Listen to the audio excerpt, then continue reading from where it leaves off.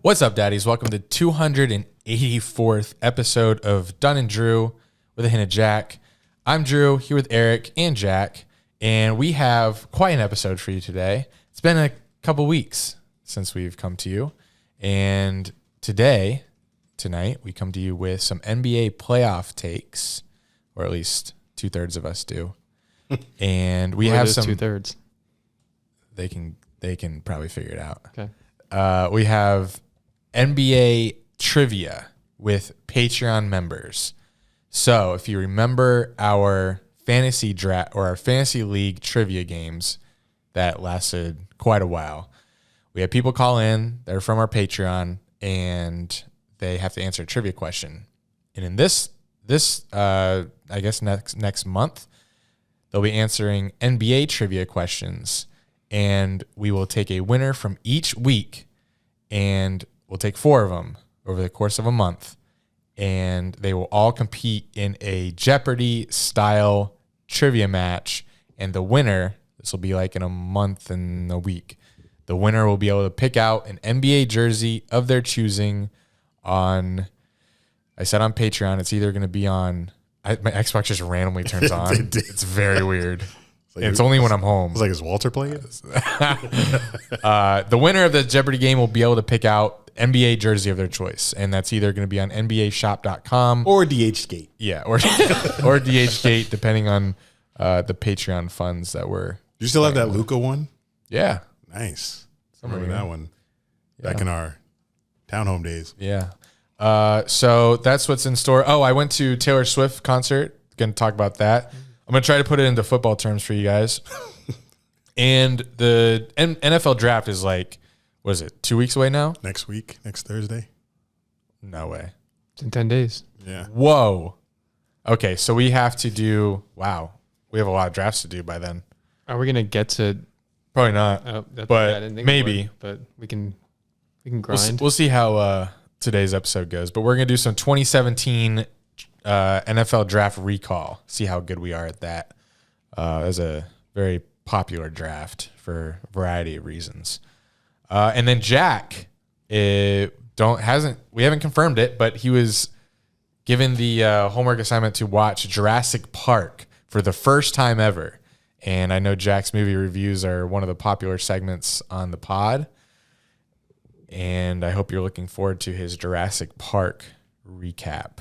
So, without further ado, our favorite hip-hop artist, Kanye. Let's go.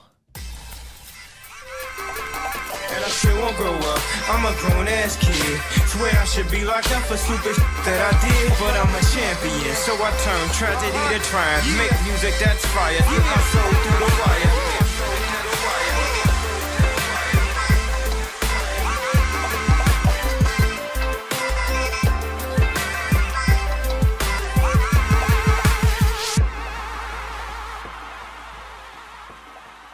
So, I was watching my first NBA game of the season a couple of nights ago when the Clippers were playing the Suns, and wow, what a game to start with. That was electric. How about Chris Paul's assist between the legs of someone? Zubac. Yeah. That was sick. It wasn't, they were giving it to him, but he was trying to hit it off his legs to go out of bounds, but that was a pretty sick move. Yeah, he definitely was trying to hit it. Did you watch that game? He was definitely trying to hit it off his legs. Yeah. But because it's Chris Paul. Yeah, assist God. And it was beautifully executed. It could have come off that he meant to do that. And I would give him the benefit of the doubt that he did that on purpose. So that would have been the play of the game if Russell Westbrook didn't have an insane, game-winning block of Devin Booker. Yep. And he blocked Devin Booker. Ball is going out of bounds. Booker's arguing with the ref. Yeah. And Russ manages to keep his feet in, jumps backwards, and then slams the ball against Booker to go out of bounds and change the possession back to the Clippers. That was sick. I am all for trashing Westbrook for his non-ability to shoot the ball. But he's so good at everything else. Right? Right. Which you want him on your team or no? Yeah. Most wouldn't. Yeah. Most wouldn't. I mean, he's one of my favorite I players, would. so like I would, but like most wouldn't. Because it's a meme to like not like him, or like it's a. Are we talking about just like a fan not wanting him on his team? Are you talking about like an actual NBA GM? No, like a fans. fan. Most Twitter. Twitter, yeah. I'd say like 90% of fans do not want him on their team. Probably, yeah. He's easy to roast now because it's just the thing. West Brick. Yeah. Everyone has forgotten. He's a terrible shooter. Yeah, everyone has forgotten the times when he was Mr. Triple Double and won the MVP that one year. But he's been so consistent shooting like ass now. Like he like has one good shooting game for every 20 bad shooting games. So it's easy to make fun of him for that. He was like 3 for 19 at one point. That's what he finished yesterday. Oh, really? Yeah. So I guess he was the final at the buzzer. Yeah. 3 for 19 at the buzzer, but he's just so good defensively. He's like probably the most electric player on the court in the NBA. He's the most exciting rebounder in the league. No one plays with as much heart as him every possession. He doesn't lack Tenacity. yeah. Good word. Thanks. I read my dictionary. Do you? But no. But I think this position that he's in now, like he left the Lakers, just him being on the Lakers was toxic anyway. It's LeBron's team, obviously, number one. And then you have AD, who's constantly hurt. So if AD's on the floor, you only have LeBron. And then the second best player on that team was Austin Reeves now, who jumped into a starting role. He was on the Lakers? Who? Westbrook? Westbrook? Yeah, that's where he came from. Everyone was talking Where about was it. I? 'cause- For a season and a half. What the fuck? While LeBron was playing too? Yeah. Yeah, the last season and a half he's been on the Lakers. I just haven't been paying attention. Yeah, that's when most of this got built up to hate Westbrook, because when you're on the Los Angeles Lakers, you're obviously going to get more media time. So How did he and LeBron play? he played the same. Westbrook, same energy, just still missing shots. Like he's taking His product, like statistically, he went down a little bit. on the Lakers. Yeah. Yeah. But like I was about to say, like being on the Clippers now, he's playing with Kawhi Leonard, who's, I'm biased, but Mid-range god. mid-range god, rebound god, defensive god. He's playing with another great defensive player, and Kawhi's going to give you that same energy Westbrook does, but without the same, personality, obviously. But Kawhi plays just as hard as Westbrook does on defense, but he does it with a straight face. So I think that's a perfect, pairing for Westbrook to be, because you don't have a superstar ego like LeBron and the Lakers, and you don't have a weak-ass bench on LA like you and the Clippers. So I think it's a great position for him to be in now in the Clippers. And Paul George didn't even play last night. Yeah, he's hurt. Yeah, he's hurt, and they went toe-to-toe with Kevin Durant, Devin Booker, Chris Paul. But the problem with the Suns is they had no bench last night. Like they had, 8 bench points last night?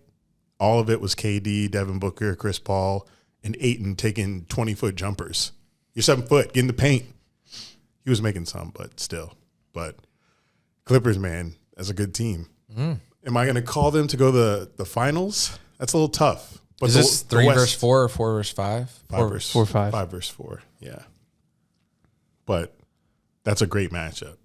Didn't the Heat beat the Bucks in the bubble? Or no? They did. Yeah. Was that also 8 versus 1? No. No, he weren't 8 seed. Were they? No. I feel like the Heat beat the Bucks when it was 8 versus 1. No, the Heat were the 4 seed, I believe. Didn't an 8 beat a 1 recently or no? No. It just doesn't happen in the NBA, does it? Not usually. The last I remember is when didn't the Sixers beat the Bulls when Derrick Rose got hurt or something? That was 10 plus years ago. In the bubble, the Heat were the 4 and Bucks were the 1. Okay. I think. I know the Heat were the 4 for sure. Yeah, Heat were 5, Bucks were 1. Oh, okay. And Heat won 4. For sure, huh? For sure. Well, they came out of the 4-5 matchup, so. And Heat won 4-1, so maybe that's what you thought. Like they were 5, but it's close enough to 8. Because Okay. in standings terms, it is. But the Heat did beat the Bucks Gotcha. in game 1. Well, anyway, they of beat this the Bucks. because Giannis got hurt. Oh. How Did you know that? is everyone hurt? A lot of people Kinda. got hurt. In So game one. annoying. A lot of people got hurt. It's just basketball. Tyler Hero broke his a finger. Hand. Well, Hand. or Finger. Whole yeah. hand? They said hand initially, but I think it was broken fingers. Okay. Well, that cancels out then. Yeah, but he's out. Like a whole hand would be different than just a couple fingers. Uh-huh. But he still shot the ball with a broken hand. Do you know the time? Like, if he's out, was there a report on how long? Or 4 to 6 weeks. okay, so if they make they'll- the finals, which they won't, Yeah, they so won't. But Who won't? the Heat. if Giannis is actually hurt, maybe if it's shot, they're up 1-0. Yeah. The Suns were up 2-0 on the Bucks, and then they got swept 4-2 But yeah, in the finals. If Giannis, I hear Giannis isn't like it's not a serious injury, but I don't know, maybe if he's really limited, or if he's out any part of the series, he could win it. Yeah, we'll have to wait to see, but I think the Bucks can still beat the Heat without him, Yeah, but they're not going anywhere without him, obviously. right. So, but I think they said he has a good chance to come back game 2 because it was a lower back contusion.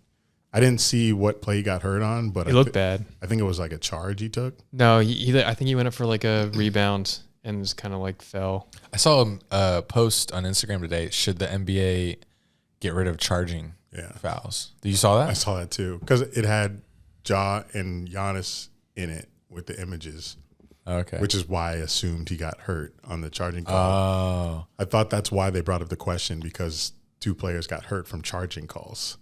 But Did So Ja they get wanna- hurt on a charge? no, So what Yeah. they want to do if they get rid of the charging call, then they'll stop the people like standing there trying to Yeah. take the charge, obviously. and crashing to the floor. Yeah. How many Yeah. charges are like even taken in the NBA? I think a see lot. many. I always see people like standing in the paint and just Like in college, they take charges. I feel like in the NBA, they're 'Cause not doing that. Without charges, how you guarding Giannis? That's Deny like, him the like. I that's don't like know. one defensive tactic a lot of defenses use when he's coming down the lane is like take charge. In the NBA, But maybe the- it'd be different in the playoffs, but like in the NBA, I feel like they just let them score. Yeah, most of the time. But a lot of NBA players are so skilled that they just Euro step around the Right. charge. Especially Giannis' legs are so long. Yeah, that's usually what I do.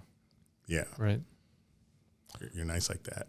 What other games should I be looking at? What would the Warriors do? That was a great game. That Really? was They're that was playing probably tonight, too. That was probably the best one. That was better than Clippers.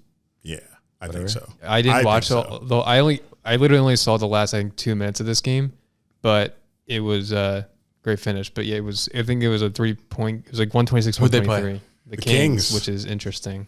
Which you're snoozing and you're right to do so. The Kings beat 'cause 'em. They haven't been to the playoffs since we were like in who do they elementary have? school. Can you Yeah, name any? Yeah. What? Can you name any? Can you name any Kings off the dome? Chris Webber. Is that one? You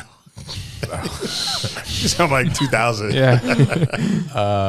Kings, and they beat were the Warriors. They have Clay, Steph, and Draymond. They were had 'em all. They were all playing good. Kings just played better. What? Kings are the 3 seed. No, Kings are no. 3 seed. I can't name anyone. Exactly. It's crazy, boy. Light the beam, boy. It's just one game. It was. It is. One Wait, game, was it? But they in were at home. the But it's Warriors? 90 minutes No, away. no, Sacramento. Sacramento. And the scene after it was mobbed. Oh, come on. Game And you one. know, I expected Why? because the 2 cities are 90 minutes apart. Sacramento's 90 minutes from where Golden State play. I thought Warriors fans would travel up and take over their arena. Little did I know, Sacramento has a very strong fan base. Now they do because they're good. They've been waiting so long. They're all coming out. Yeah. So you saw one gold shirt in that audience in that playoff game. And it was loud as fuck. All right, give me a hint. Hint of players. Yeah. You're not going to know. Kentucky's backcourt from 2018. Oh, God. Okay. First name? There's 2 of them. Like teammates on Kentucky's backcourt are now teammates on the Kings, and one had 38 points, the other had 32 points on What? Saturday night. Yeah, Damn. One of them won't score 30 like that every game. one's That's- coming off the bench. yeah. Yeah, and he used to play in Charlotte, then LA Lakers. This isn't helping you, is it? That's crazy. His name rhymes with Funk, Andrew Funk from True. Penn State. Funk. Last name. Last name Funk. Last name rhymes with Last name with rhymes Funk. with Funk. Monk. Yes. Yeah. Yeah? Yeah. What's his first name? Andrew. No. That's the only name that came to my Malik. mind. Malik Monk, yeah. Monk. And then De'Aaron Fox. Oh, I know of him. You know Swipe at a Fox Yeah. Twitter handle, yes. But yeah, it was finished 126 to 123. And then I saw What was the team that only scored 80? It was, What was it, Timberwolves? Tyler's team. Oh. Goots. Oh, yeah, Timberwolves. They got their ass 80 handed to them. points. That sucks. Yeah. That reminds me of like the Bulls of, their defensive days when they couldn't score. That's tough, though. You're playing Saints the 1 Rose. seed. You're playing Jokic. I've been high on the Nuggets for like 3 years, but they keep letting me down. But they're fully healthy now, so they should make the finals. It'd be boring, but I think they could make it. Unless the Clippers and Westbrook go crazy. And I think that's a tough matchup for the Suns with the Clippers because I think Westbrook playing Durant, he wants to beat his ass. Still? Probably, yeah. All the shit that's... There was a soundbite where a reporter asked him that, and he was very like, it's all love, and like it's not like we have a great relationship now. Like it's been. Boo. I'm sure they do. And Yeah. off the court. But when you're on the court, it's still Maybe. Kevin Durant. That's where they started their NBA careers together with Harden. That was so many teams ago. Yeah. So for both all of of them. them. Yeah. Yeah. Harden, 2012. Durant, Yeah, Harden and too, right. Westbrook. 2012. They've been through a lot together. So now they're on the opposite ends. Do you think if they all stayed on the same, well, not Harden because Harden left anyway.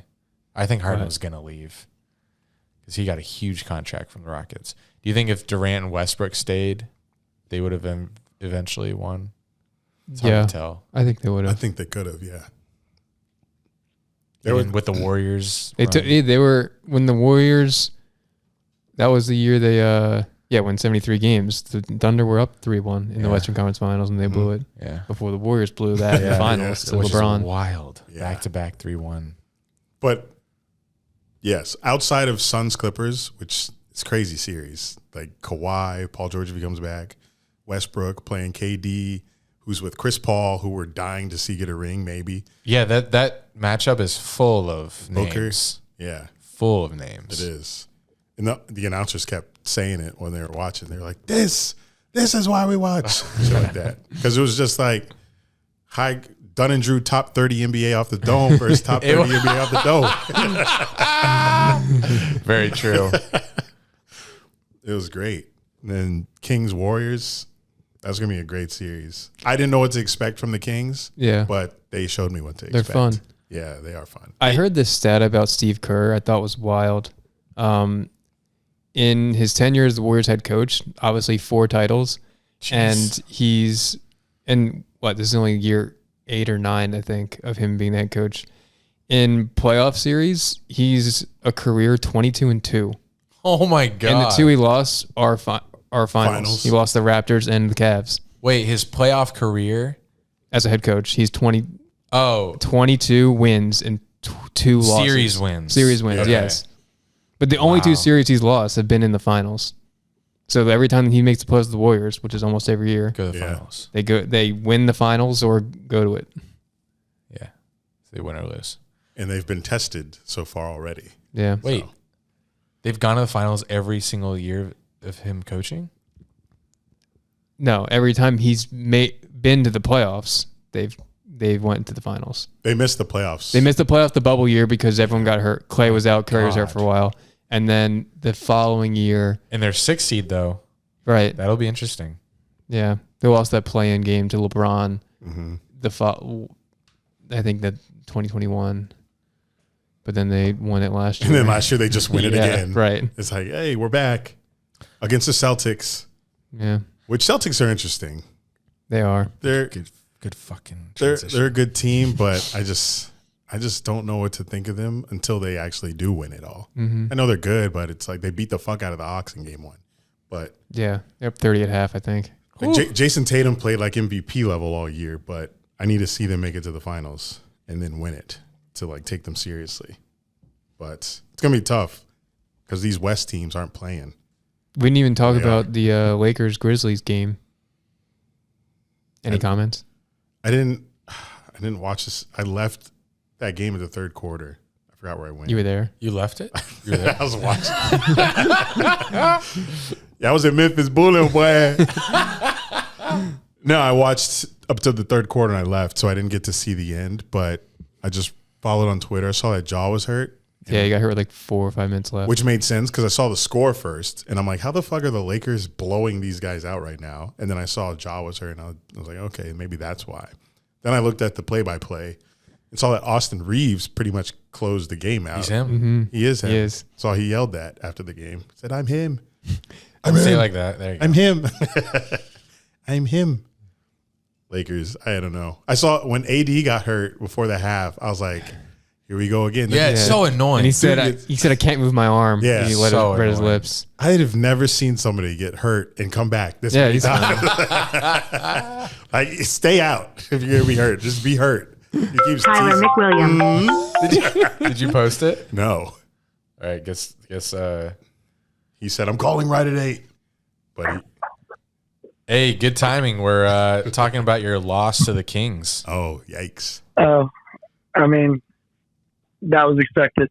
What do you think the fuck's gonna happen? I don't know. You're the Warriors. Was it expected? It was not expected. If you watched as much Warrior games as I did, we went 11 and 30. We went 11 and 30 on the road this year. So I Yikes. figured for the first playoff game in Sacramento in 16 years, the crowd's gonna be fucking nuts, True. and we lost by 3. So Yeah, so when you give me that road record, but they lose by 3, that means nothing to me.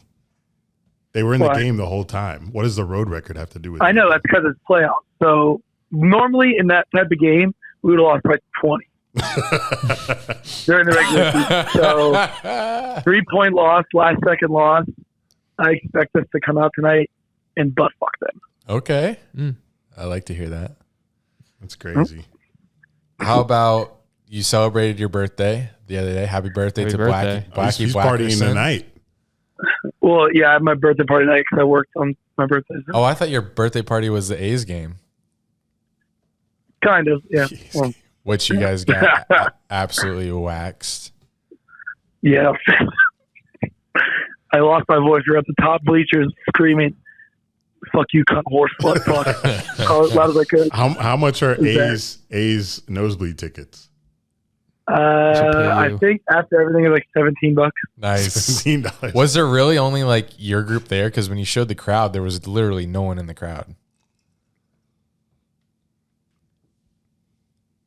We lose them? 2 seconds to get in, 2 seconds to get out. Hold on. Say that again. You it disconnected. I said there wasn't there's probably under 2,000 people there. We literally sat wherever we want and did whatever we want. That's crazy. Like people were like smoking weed in the stands, and then like security would come up and they'd be like, "Don't do that." And we're like, "All right." Like, they don't care. Not a Anything baseball podcast, but didn't y'all make the playoffs last year? Not even close. No. I thought y'all were just recently in the playoffs. No, there was like a stretch. Like Was that the Moneyball Probably era? 6 years Was that the that we were- Moneyball? I mean, that that why was that- 20 years ago. Yeah. Who the hell Moneyball am I, era. who the hell am I thinking of? I think the last time we were in the playoffs, we were in the ALDS or the wild card against. We were in the wild card against the Yankees in like 2018. But that was last time. Maybe 19. Yeah. I think it was 2019. So, but since then we've been absolute dog shit, and we're moving to Vegas soon. So That would. this is what it is. Why Is that don't- official? I forget if I heard Not it before. official, Okay. but it's close. They should. All of your teams are moving to Vegas. That's wild. I know. Fuck, my other team moved to fucking San Francisco.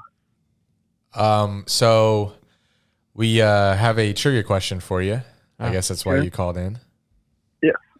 And here it is. Okay. All right, remember so it? you're the first person, so bear with me Fuck. on how I read the question to you. Oh, God. You have 20 seconds. Okay. Eric will be in charge of the timer. And I don't know if you know this. Oh, wait, you do if you saw the post. NBA jersey of your choice, if you make it all the way. Here we go. Okay. All right, here we You go. good? We're gonna Yeah. hear 20 variations of the question. Okay. So when LeBron formed the super team on the Heat, Oh god. in one of those years, they went on a 27-game winning streak. But it came to a halt when they faced the Chicago Bulls. Name as many Bulls players on that roster that beat the Heat in 2013 and halted their 27-game winning streak. Go. Joakim Noah, Derrick Rose, Carlos Boozer. I'm just gonna go. I don't fucking know. Ben Gordon, Kirk Heinrich. Probably not right. Fucking come on, who else is on my fucking team? Yeah, I got it. I only got Time. 2 of those, right? 2. What 2 are Was we it- giving them? Heinrich, It was a Jokic and Heinrich and Boozer. Boozer. Okay. I got those right. What the fuck? Well, I think you got to specify that. Yeah, that they played that night. Yeah, because We'll give you 3. Okay. Yeah. Sorry, I didn't specify. We'll give you Because 3. Noah, we just looked at the box Derek score to was that hurt. game. Yeah, Noah Oh. didn't play. He must have been hurt, and Derrick Rose was hurt too. So I But got technically 4? still on the roster. But yeah, So I got 4 technically. We'll give you 3. Okay. 3. Fuck. If I can win. he could. So I have to say, Depending how Andy delivers the question, it could win. yeah. All right. You can post it now. All right. Oh, you didn't post it yet. No, he was early. I'm about to leave. That's why I called. All right. Appreciate the call. Enjoy your night. Thank you too. Thank you. You're going to Thank the you for game? recording. What? No. It's in, Oh. it's in Sacramento. No. We're going to Top Golf with my family. Sick. Nice. Okay. Have a good night. Bye. Love See you. you. Bye. Love you. Love you. Bye. One other series in these playoffs that I wanted to talk about that Alex Succi. is Knicks Cavs. I think that's going to 7 games. Yeah. Knicks Cavs. Knicks Cavs. I saw Nets are in the playoffs. They Hello. are. How are the Nets in the playoffs? They'll probably after be swept. losing I'm watching right now. after losing everyone. Well, they got good players from the Suns. Yeah, Mikal Bridges has been going off. I thought he hung up on us. Hello. Hello. Hello, Alex. Hey, what's Hey, up? welcome to the podcast. It's been a minute. Good to be here. Good to be here. Well, here's your question. Oh my God. Hold on. Send a voicemail. There we go. All right. Sorry, John Michael. Call back. Alex, here's your question. Can't wait for you to move to Jacksonville, by the way. Oh, it can't come soon enough. Get me the hell out of Alabama. We're playing pickleball every day. Oh, he plays pickleball? Yeah, he plays pickleball. I played today. Oh my God. I'm so jealous. Okay. Here's the question. The LeBron James, when he was on the Heat, when he formed that super team on the Heat, they went on a 27-game winning streak in 2013, but it was halted by the Chicago Bulls. Name as many Chicago Bulls players that were on that game day roster and played in that game as you can in 20 seconds. That's an incredible question. Can I just like name players in the count? Yeah. Like if I'm wrong, Yeah. does it go against me? No. Okay. Joking Noah, Luol Deng, Kirk Heinrich, Dio Gibson, Yeah. Give it to him. Derrick Rose wasn't there. Time. Hey, that's That a was- great question. Thank you. You're tied Great with question. Blackie Blackerson, Hey, I'm okay with that. right? All right. Love you. I'm gonna take love the you. next call. All right. Bye. Yeah, I'm good. Alex. We're getting blown up. Oh boy. Welcome, Hello. John Michael. You're finally allowed to call into our. I know. Take us year- off speaker. Yeah, I know. Yeah, we can hear I'm you. not Take on us off speaker at all. speaker so you stop cheating. I'm not on speaker at all. Hey, I can hear I'm not my on speaker. I can hear my echo. Hold on. Yeah, that's what I thought. What about now? Test. Yep, can still hear it. Okay. Hmm. Hello. Yes. Oh, So you're you're an Android guy, right? I'm a big what? You're an Android guy. Yeah, I'm a big Angelo guy. Android. Android, Angelo, Android. What's the difference? I don't know if I can get through this with hearing my echo. Oh boy. Yeah, I guess my phone mic is the way it is. All right. Maybe I got to get away from the phone. How's that sound? Test. That's better. Yes, it works now. Oh yeah. Okay, yeah, I gotta just put my volume down. That was a mess. All right, here's a question. Yes, sir. LeBron James, when he was on the Heat super team, they went on a 27-game winning streak, but it was halted by the Chicago Bulls. Name as many Bulls players that played in that game that defeated the Heat's 27-game winning streak in 2013. Go. 2013. Go. Shit. 20 seconds. Jimmy Butler, Joakim Noah, Kyle Korver. Shit. Wrong. God, this is a good question. Thank you. Time. Did I get anyone? Yeah. Jimmy Butler. Oh, Jimmy cool. Butler. Jimmy Butler. Joakim, That I think you was said it. Joakim? Yeah, I did say Joakim Noah. He was on the team, but he did not play in that game. Oh, yikes. All right. Thank you for participating. That's a good question, guys. Wow. Thank See you. next time. Yeah, All no, right. that was a very good one. Bye. Bye. Wow. It's like 3 good questions. in a row. Right? What the heck? I love that. I'm going to call back some guy that's called twice while we've been on the phone. So Who is it? I don't know. Let's see. Hello, Dunn and Drew, what's your name and where are you calling from? this is Bubba Brooks from Virginia. Bubba Brooks. Bubba Brooks. What do you have to say to How me? y'all doing tonight? Doing good. What did Bubba Wallace? Is it Bubba Wallace? Yeah. Damn. You know my driver's name anymore. What did he finish on Sunday? Top 10. I think he was like ninth. Need to get a dub, man. We need to get a dub. You're done. At Talladega next week, he might have a good shot. No. When he won there, it was fixed. I mean, he's still a good plate racer, though, so it's a good style track for him. Well, let me know if he gets one. I will. All right, here's your question. You ready? I'm ready. In 2013, the Miami Heat, led by LeBron James and company, went on a 27-game winning streak. But it was halted by the Chicago Bulls. Name as many Bulls players that played in that game as you can in 20 seconds. Go. Joakim Noah, John Lucas, Derrick Rose, shit. Carlos Boozer, Luau Deng, Time. You got 2. 2. 2. Wow. Carlos Boozer not there anymore? He was there. You said a couple names that were either on the roster but injured or weren't on the roster. John Lucas is a good name. Good Lord. Where'd you pull that from? I remember LeBron dunking over him in a game. He was who? John John Lucas? Lucas. I don't see that name here on the box score. No, I was saying that's a good name Oh. because he was a Bull at one point back in that time.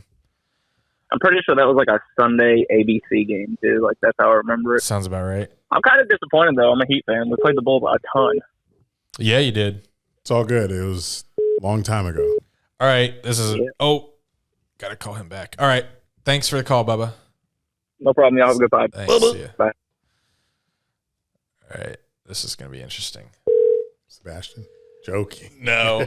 I wish the Siri read us this name because it would have been funny. Horny JC. Whoa, hey, I got through. Yeah, you Yes. did after your third attempt. Thank you for your diligence and persistence. Welcome to the pod. What's your name and where are you calling from? Yes, so my name is Julian. I'm calling from North Texas. Found the pod because of Eric on Vine. No. Did not ask that. Did not ask that. You're calling Low key, the funniest man in Discord. very low key. Very low key. Extremely low key. But you do make me laugh on a consistent basis in the Discord. I give you shit a lot, but I'm glad you're in there. I'm glad that I'm in there too. Oh, Oh, God. how many times have you said Horny that? JC. Okay, hit me with anything. I'm ready for anything. Oh, okay. All Yes, right. you are. In 2013, the Miami Heat, led by LeBron James and company, went on a 27-game winning streak. Crazy winning streak. and it was halted by the Chicago Bulls. Name as many Bulls players that played in that game as you can in 20 seconds. Go. Hello. Derrick Rose. Afraid not. That's it. Yeah, well. In 7 seconds. Do you... 4, 3, 2, 1. Time. Yeah. Derrick Rose is... Incorrect. He was It's injured. incorrect. He was injured. Oh, okay. All right. Well, anyways, appreciate y'all taking my call. Of course. Anytime.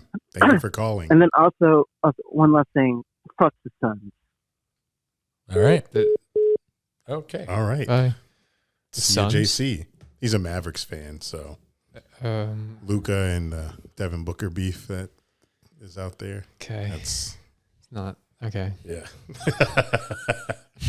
Jack didn't like that one, JC. Fuck the Suns because I'm a Mavericks fan. Yeah, I didn't quite get that. So that's all the calls we've gotten. Not many people are interested in free jerseys. Did you post? You didn't post it to Discord, right? Oh no, we don't do that anymore. No, we don't. But I'm gonna tell them to check Patreon. Yes, that's patreon.com/Dunn and Drew. If you're not a subscriber, this is Patreon exclusive. If you think you can do better than a 5th grader, than 3, then go ahead and join our Patreon so you can play next week, because apparently we don't have many strong NBA, much strong NBA knowledge in the Patreon. We have so many NBA fans. Like, where's Daniel? Where's Gozy? I know he's fake, but is he in the Patreon? Probably not. Good point. I don't even think he listens anymore. Gozy. No, he doesn't. Yeah, because he used to send us snaps in the car listening. Why are we losing our loyalists? Yeah, we are. We're spending too much. We're spending too much time with them annually. Yeah. These retreats are making them think they don't have to listen anymore. Yeah. Don't like that. I'm not showing up in May or July. You guys just shouldn't go. Just don't show we up. shouldn't. We should start a new we group boycott chat. our own retreat. Tell them you're not going to go on the pod, and they won't know. And if they know, then well, now they'll know. If they don't listen, they don't know. Oh, Yeah, that's my point. listen. So tell them where that we're not going to go. Tell them right here, right now. But they You're don't not- listen. Then the ones that do know, you'll know that they're real. They listen. Okay, but now they won't know. Who? I don't know. I'm confused now. Well, they're not calling, so We got a tie between no Buchanan. Tyler and Alex. Yeah, at 3. Yikes. Well, technically, Tyler you had gave 2. him Noah. I feel you bad did for it. Tyler because I didn't And it's his word birthday. it correctly, and it's his birthday. That's fair. Give him the lob. What do we do? Someone just commented, "Get ready to lose, chumps." So we might get more Good calls as we progress through the podcast. You post my. Okay, right. Yeah. What should we talk about now? Am I done we with do my the- basketball? Should we do the NFL? Because game? I was really back with Oh. the NBA after these games this past weekend.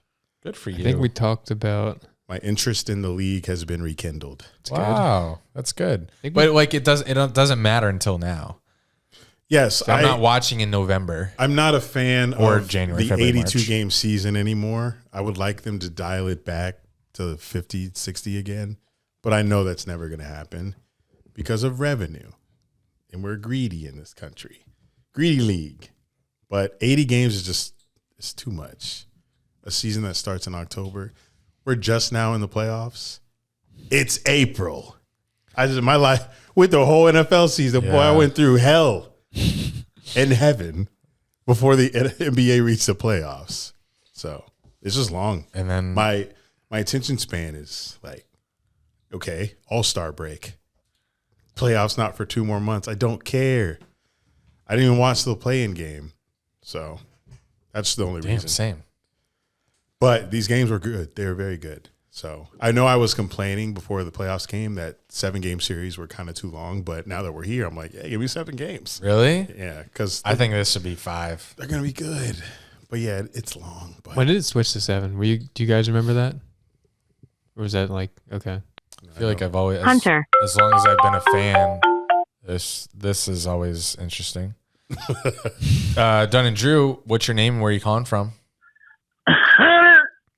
Okay. Westy. Sounds like you're from Texas somewhere. Yeah, I'm from East Texas originally, but I live in Houston now. You live in Houston? You knew this? Yeah, North Houston. I thought you lived in some other town called Crockett? Crockett, yeah. Yeah, I did, and you're fake because I moved over a year ago. Yikes. Oh, my God. Damn, he doesn't have the hat wall anymore. Probably around the time Westbrook joined the Lakers. Probably. Yeah, yes. Maybe. Okay, Hunter. He's not he doesn't say his name. He just goes. You ready? Are you ready? Okay, here's your I'm going to question. get it wrong. Yeah, I know.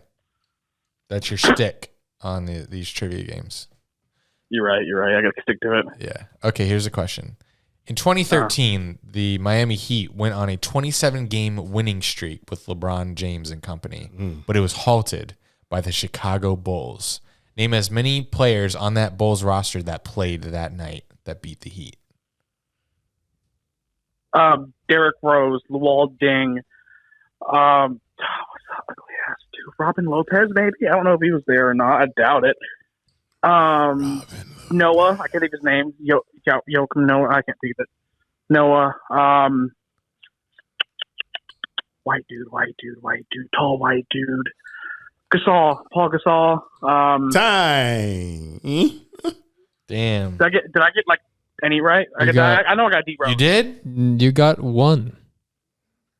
Oh wow, none of them other people were there. You got Luol Deng. Who was that guy? Did I say Derrick Rose? He was hurt. Duh, as always. Oh well. Who was that? I think you're thinking of the ugly guy that I remember on 2K. It was either Luol Deng, and then when he came out, some other guy subbed in for him. Very similar position. Yeah. And I think Robin Lopez used to be on the Bulls. I don't know if he was on that team. Too recent. Yeah, that was much recent. Oh, I bet Taj Gibson was on it, wasn't he? Yep. Yeah. Loved Taj Gibson. Love Taj Gibson. Like I liked him a lot more than Boozer too. Well, shit. Were you thinking of Vladimir Radmanovic? Who? Can you go down the entire? I feel like box that's score there. I feel like that's a popular name. Anyone that got minutes. Carlos Boozer, Luol Deng, Jimmy Butler, and Muhammad. I don't know. Nazir Muhammad. Nazir, yeah.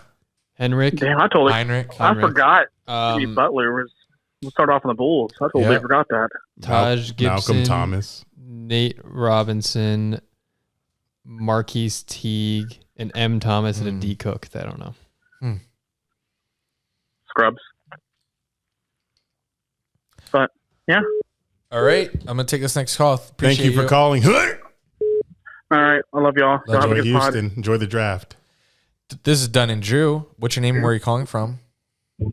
What's up? What's up? It's Charles from Texas. Charles.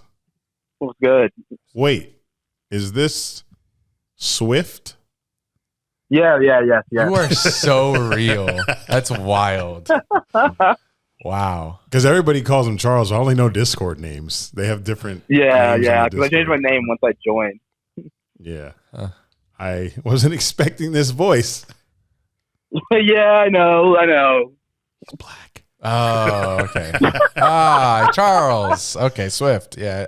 Oh, yeah. Yes, for sure. the Lions fan. He's a Lions fan. Yes. Yes. He's got a lot of teams in his bio. Oh, tonight you're a Bulls fan. You ready?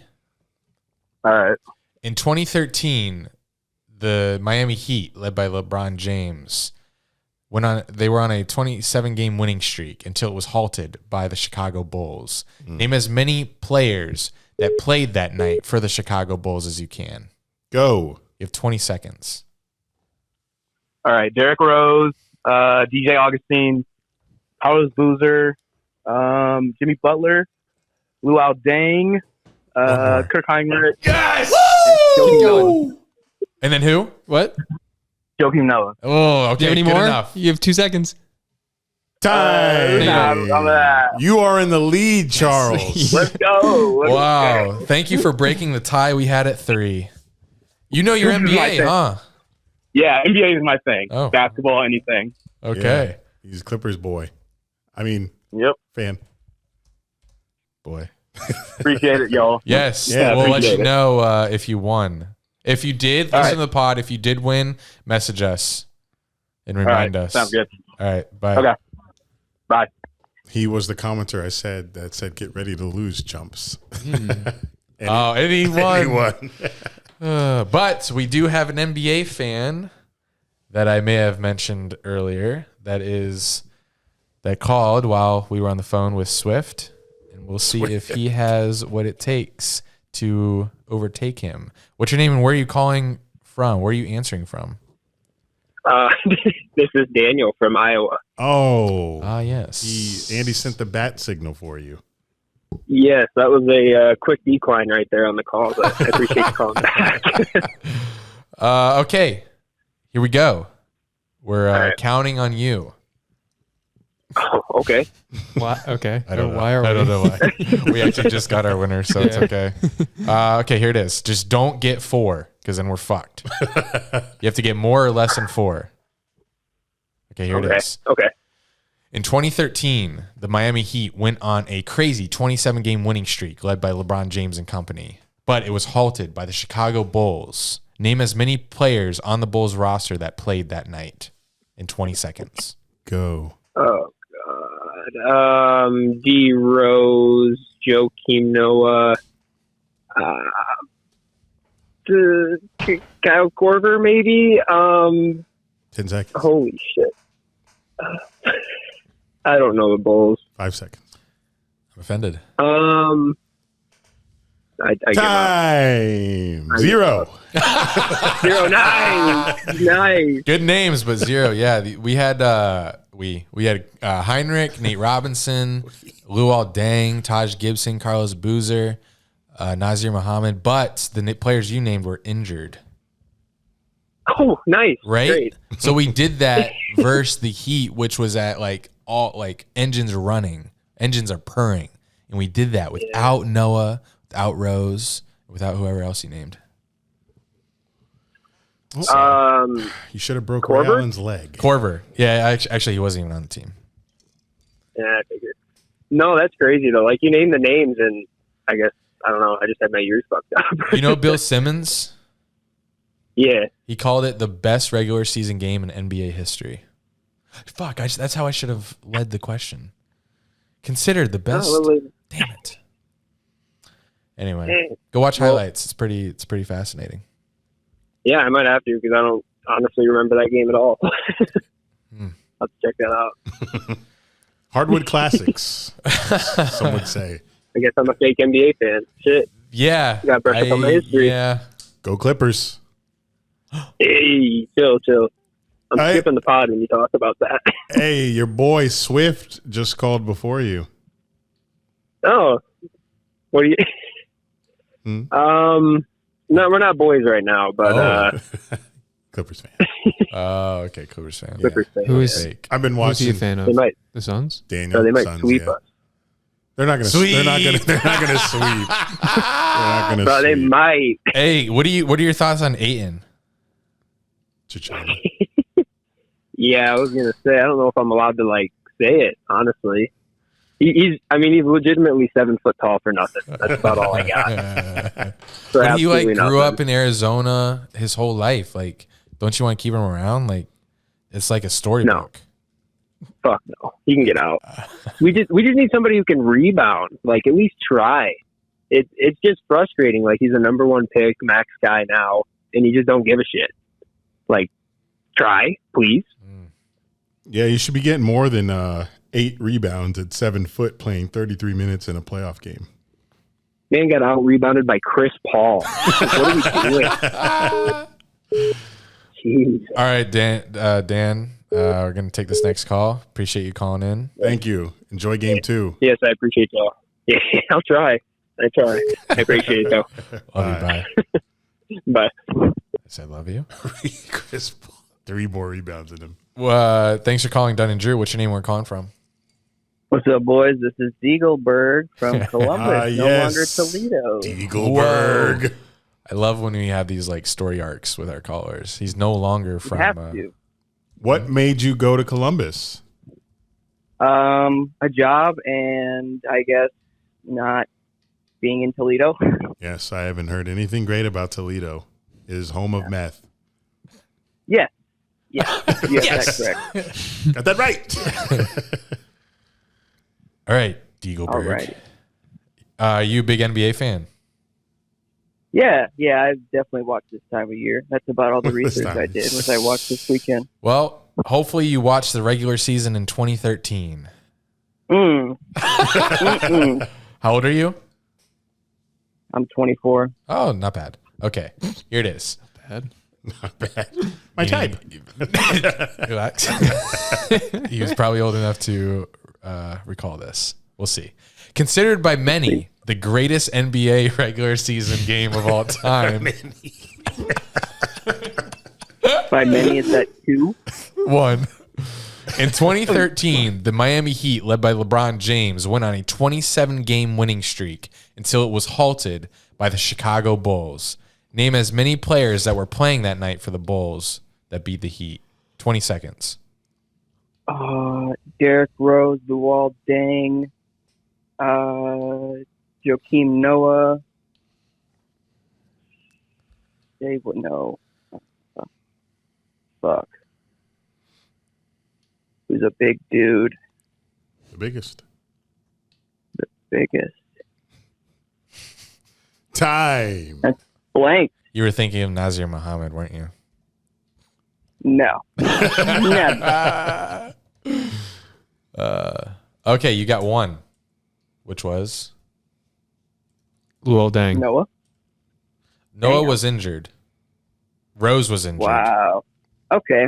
Well, at least he was on the roster. Isn't that wild that they did it without them? Damn. Yeah. How many wins? No Kendrick. It was what, 20? 27 game winning streak. They beat the Heat. The Heat's big three. That's like unheard of nowadays. Yeah. Yeah, right? With all the rest that players take. Yeah. Well, I guess I got to turn back the clock 10 years. Please do. Alrighty. All right. Thanks for calling. Thank you for calling. Enjoy Columbus and all that it has to offer. I shall. See you in Discord. See ya. Love you. Bye. Love you. Bye. Yes. What just happened? Why'd you cheer? Yeah, why did you cheer? It's halftime. You must have money on. Must have something. the Pirates on. Oh God, was it like Pitt? It something? is Andrew McCutcheon hit a home run for the Pittsburgh He's still on their Pirates. team? He Wow. came back this year. Oh. Yeah, so it's a big deal for me and the Pirates. What game are they on? What game? Yeah. Oh, of the season? 12, 60. It's game 17. What's the record? 10-7. Nice. That's unprecedented.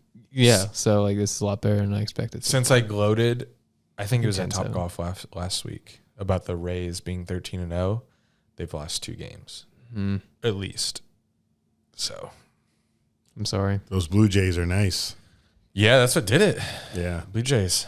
Thought Yes, it they would- are nice. Thought it would be the Dodgers when you went, but I'd rather that not happen. All right, what's next? Oh, NFL Draft 2017. The NFL Draft is 10 days away, and today we are going to do 2017 NFL Draft recall. Andrew versus Jack. no draft party for us this year. I'm sad. Guess I'm watching it from my living room. Couch. You gotta- 2017 draft is moving your laptop in. Move it in. I mean, it's just like in my line of vision. Oh, you can read that. Are you tempted to cheat? No, I mean, Would you I'm advise not. an option? I can read that if I looked at it, but like, Wow. No, you got 2020. We got 20. I think I actually have 2013 vision. What is that? That was a good year. Was a good year. It's when the Bulls ended the Heat's run. No, it's And 2020 vision Mine too, yeah. is if something's 20 feet away, you see it as if it's 20 feet away. 2013 vision is if something's 20 feet away, I see it as if it's 13 feet away. Okay, of course. Of course he has like perfect. Jesus. So, Well, I think in one I have it, and the other one's 2020. do you know which one? I don't know. I don't remember. You can do it right now, probably. No, I Do can't. it. Can't tell the difference. Okay. Well, this draft was amazing, as I'm sure you Unknown experts know. caller. Oh, guess we're doing what Jimmy. Giving me like flashbacks to last summer. What's your name? Where are you calling from? What's up, fellas? It's Logan from Milwaukee. Zimmerman. How do you do this? Yes, sir. How do you know? I know He's nice like that. Eric's a real one. I know my Discord people. I be in there. That's my app. It's my app. Do you know NBA, Yes, sir. Zimmerman? Absolutely. Okay. Oh. Why you shot Trayvon? Chill. What? That's yo. so random. Hey, yo. Hey, yeah. Anyway, how old are you? 24. Over here, baby. 24. Nice. Our mark's hitting. It's been a while, but they're hitting. I only ask because Maker's Mark. this is a Makers. This is a question from 2013. Are you ready? Fuck. All right. Okay, here we go. Considered by many one of the greatest regular season NBA games of all time, the Miami Heat were on a 27-game winning streak led by LeBron James and company until they were halted by the Chicago Bulls. Name as many players on that 2013 Bulls roster that played that night as you can in 20 seconds. Go. Give me D Rose, Joakim Noah, Taj Gibson, Carlos Boozer's old ass. Give me Kirk Heinrich. That's my guy who wore the goggles. Two more. Come on. Lil Dang. Holy shit. One more. Did you say Please. that already? Please, one more. Let me Time. think. Damn. Fuck. Give me another name, fellas. No. I needed it from you. Yeah. Now you're tied for fuck. first. Damn. Give me Brian Scalabrine. Last second. What a name. Oh, that's tough. After you do those four, that's tough. I mean, Nate Robinson. Yeah. Nate Robinson. Oh, damn. That was a good How many one. points did he have that night? He had 14 off the bench. Can you go through the stat leaders? Luol Deng had 28 points. Oh! Next was With shit, that LeBron got him James on tied. him. Next was Carlos Boozer at 21, Jimmy Butler 17, Robinson bucket? 14, and then no one had Wait, Nate Robinson had what? 14. Oh, man. And then that's Heinrich awesome. had 7, and yeah, That's no one else awesome. had anything notable. What about in the Heat? LeBron had 32, Bosh had 21, Wade had 18, and that's really it. Like Double digit scores. Udonis Haslam started and had 0 points. Did Shane Battier? How do you do? He had 6 points. What are some other good? 6 Sniper. points in Mario 35 minutes. Chalmers had 9. I used to cook him on Twitter. Ray I hated Allen. him. Ray Allen at 7. Fuck him. He stepped out of bounds. Those edits were stupid, though. All right, Zimmerman. Yeah, Logan Zimmerman. You're tied for first. Congrats. Oh, appreciate it, boys. All right. If you end up tied, message us if you listen to this back and you hear it. If you don't, then the other person, if only one of you messages us, they're in. So you better listen to this back. All right. I got you. No worries. All right. Bye. All right. Peace. All right, y'all. Love y'all. Love you too. Wow. First. Peace. All right. NFL Draft 2017. One of the best drafts of all time. What was also great about that game is it was called by Mike Breen on ESPN. So Classic. I'm going to watch it back for you. Thank you. I'm going to see Luol Deng get all these buckets and be disgusted. I'm like, wonder if they LeBron, like who would it was Yon Dang? That's crazy. All right. How do we decide who goes first? A little rock, paper, scissors action.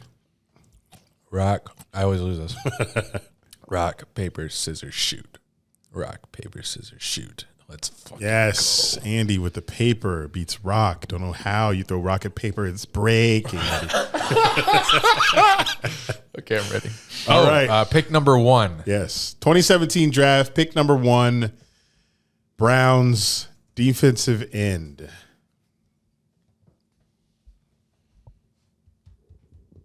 Yikes. This would be Myles Garrett. It would be my body Texas goals. A&M Wow. University. That's nice. Eric was going to look like him one day. Yeah. When I'm 50. Okay. Yeah. I feel like my body's going to just lose a bunch of weight in 20 years. It's piling it on right now. Right. But it'll be easier to lose when you're older. We'll see. I agree. I've seen some skinny older people. Jack. Mitch Trubisky. Okay. Yes. Mitch Trubisky. Team? Bears. Nice. All right. Pick number 3. Pick number 3. Hold on. Yeah, y'all got it. Okay. Don't want no hint? Did you say the team? I didn't, because I thought he was just going to trying. Spit it. Oh, man. Okay, give me a team. Can I give you a hint? Oh. Shut up. 49ers. Don't patronize me. 49ers. They traded with the Bears to get Trubisky. 49ers. Defensive end. Nick Bosa is my... Why do you look at me like that? Like what? You didn't say like yes right away. Hold on. Am I supposed to? Defensive end? I had to let you finish your... Nick Bosa. No. He was taken second overall in 2019. A little early. I'm out. I lost. Hold on. Before you answer, because you probably have it, but let me just think of who it is. You think he knows his whole draft? I do not. He knows this player. I don't know it. What? You don't know this player? This is quite an anomaly from the rest in this first round. Yeah. Okay, then go ahead.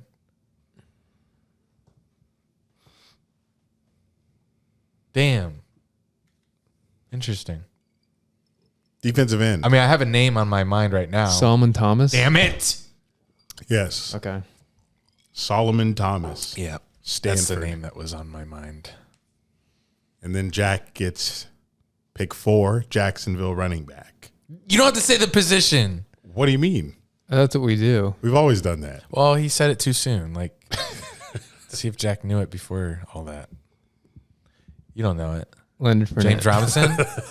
James Robinson, maybe? It's all right. You'll be back. You'll be back. You think I can? You think I can recover? But still, this is when I'm supposed to. These are supposed to be automatic. Thomas the Train. What? I think I can. I think I can. Okay. Jesus. There's been a few of these. Holden, he's gonna know him. He's gonna hear him. Gonna get back to us. Holden pod reviews. Only He's in we know. Cancun or something. Cabo. Fuck. He's busy. Yeah. Maybe he'll catch up. No Hines. Whoa! See you in 2 weeks, Holden. Andy picks 5. Because he's not going to listen for 2 weeks. He's Oh, at okay. Cabo. Sorry. He's at Cabo. He's listening tomorrow morning. At the pool. Swim up pool. Pick 5, Tennessee wide receiver. Oh, my God. Some say. No. I was going nowhere with that. Okay. God damn it. Tennessee took a wide receiver. Why am I getting these? Why did I get the 49ers, which is a weird pick? She won rock, paper, scissors. Yeah, you chose paper. Of course. Any other week that I've lost rock, paper, scissors, you got the first pick, and it all worked out. It was like, oh, of course Jack gets that one. Of course Jack gets that one. And now I win it, and now it's the opposite. It's unreal. Only name that's coming to mind is AJ Brown. Mm. Don't. That is incorrect. Fuck! He was drafted in the I don't care. Just answer. Corey Davis. That is correct. Okay, I'm done. Western Michigan. Jack pick 6. The Jets are on the clock. I'm holding off on the position for Andy's health. I care way too much during these pointless games. Like it's pointless. Why am I getting worked up? I apologize for my profanity. I apologize for overreacting. I'm chill. You're a competitive competitive by nature. I can't think of what's the position? I can't think Safety. of Jamal Adams. Yes. Sorry. I don't care. You care. When you get this one, you'll care. Pick 7 goes to the Chargers wide receiver.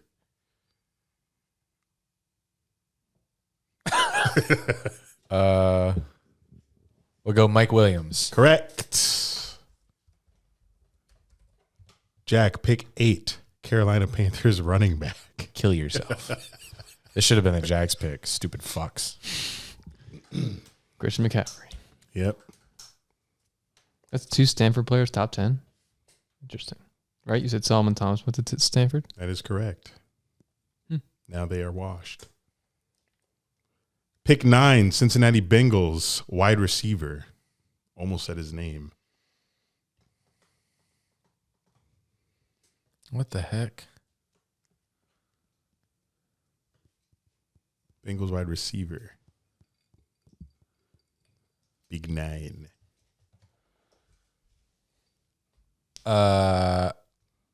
T. Higgins? No. Jack, don't shake your head. We did him already. T. Higgins was drafted in the second. I don't care. First pick, second round in 2020. I don't care. This is John Ross out of What? Washington. Washington, John Ross. You ran a 4.2240. Oh my God, Jack. Fast This is motherfucker. Jack's like prime draft knowledge. We're in it. Take me back to 2013. You're gonna. I'm hate, sick. You're gonna hate. Yeah, the I know. next He gets Patrick Mahomes or Deshaun Watson, whoever it is. Pick 10, Kansas City quarterback. Pat Mahomes, the second. Oh yeah, sure. And he pissed. He won rock paper scissors. This is wild. They all fall in his lap. Pick 11. New Orleans. Oh, Jesus. Cornerback. Oh fuck. I should know this. He's a great corner. Great. What? Yes. Okay, so at this point I don't care. You have a whole draft. I know when Jack says the name, I'll be like, oh yeah, that's him. But I'm not gonna be like, oh damn, I fell further behind in the standings. I already lost. It's a stud corner, but I just can't think of him. So because I'm kind of in a rut right now, and Just fight the rut. Brain blast. You'll think of the name. okay, let's go. Yeah, have a brain blast. New Orleans Saints. The corner. Give me the first name of the letter of the first name. I'll give you the college. I don't want anything from you, Jack. Please, Eric. I don't- First letter of the first I don't name. know if we I should don't know give if him- I'm allowed Yeah, to do that I don't know if I like that. per my boss's rules. Just do it. M. Yeah.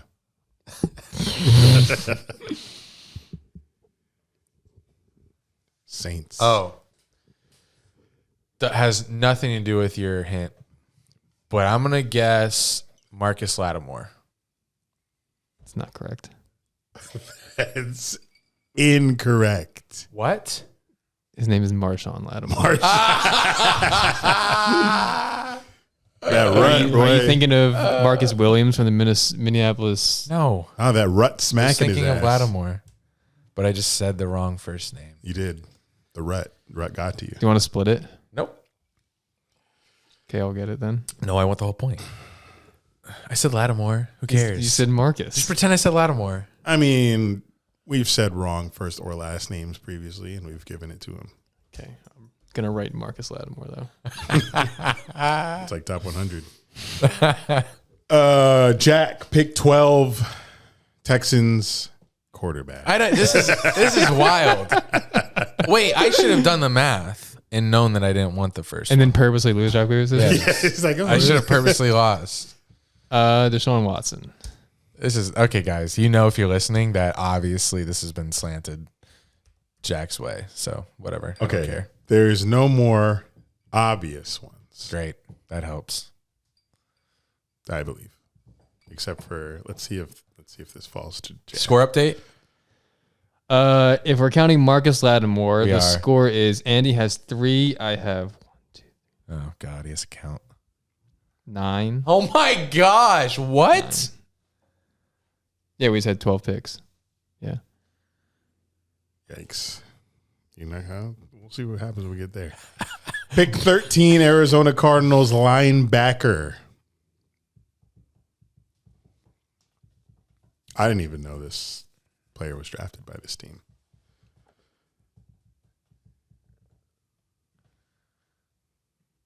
Arizona linebacker. I don't know. That's okay. Are you conceding? Yeah, he can go. Even his college wouldn't even help you.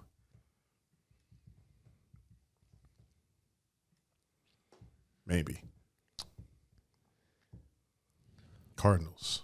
You an expert in the Arizona Cardinals drafts? I feel like I'll know it, but I'm blanking on it now. Go back to Andy. Give him the college. Temple. Who the fuck played at Temple in the league? It's up there by you. I know it. Oh God. Oh, because that's near where he lives. It's in Philly.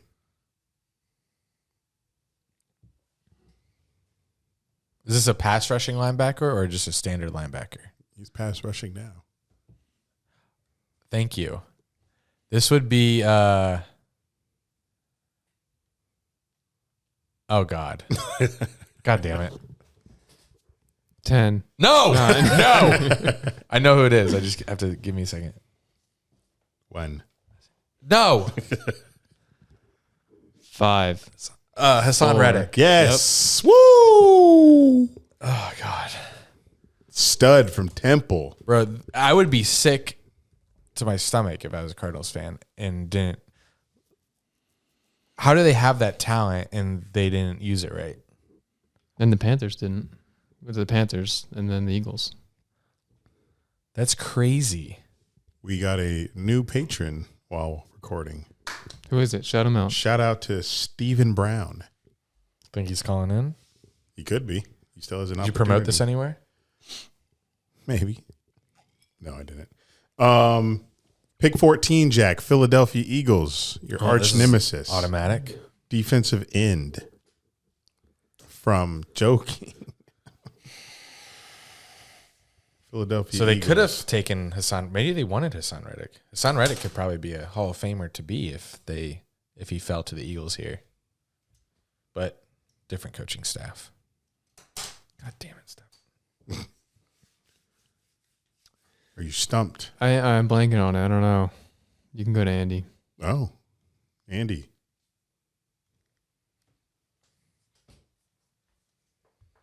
Philadelphia Eagles defensive end. This one.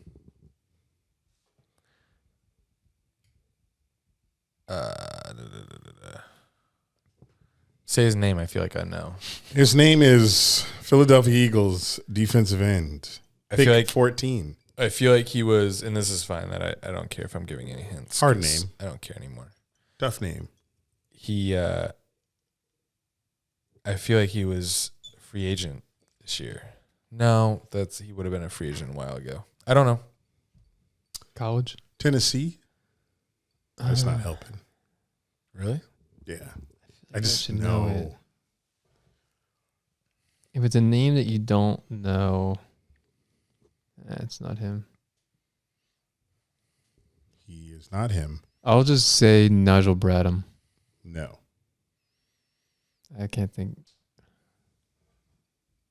You don't know it? Derek Barnett. Mm. Yeah. Yawn. That was Jax. Oh, Yeah. coming back. Yeah. 15, Indianapolis safety. Hooker? Yes. Ooh. Malik Hooker. Now Hooker, with the Cowboys. Like this. Come back. Don't call it. A lot of names left, we know, boys. Round 1, pick 16. Baltimore, cornerback.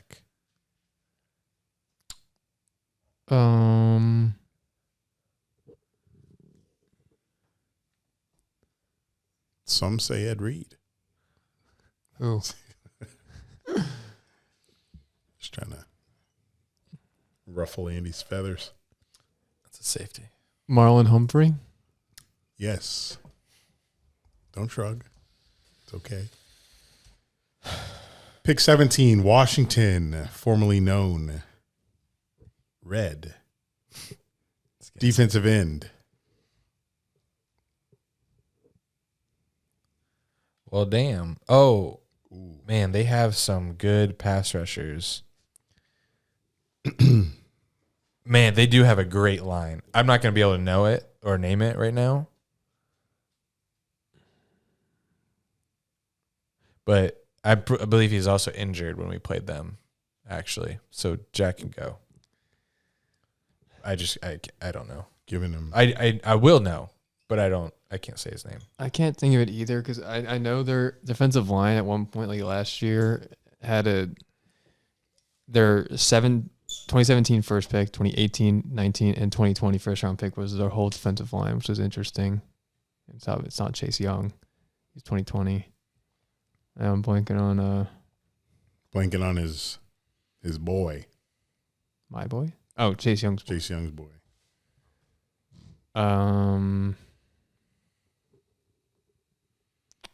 Yeah, you can go back to Andy, give the college. Bama. I don't know why I'm blanking on it. A Saban product. I mean, everyone's a Saban product.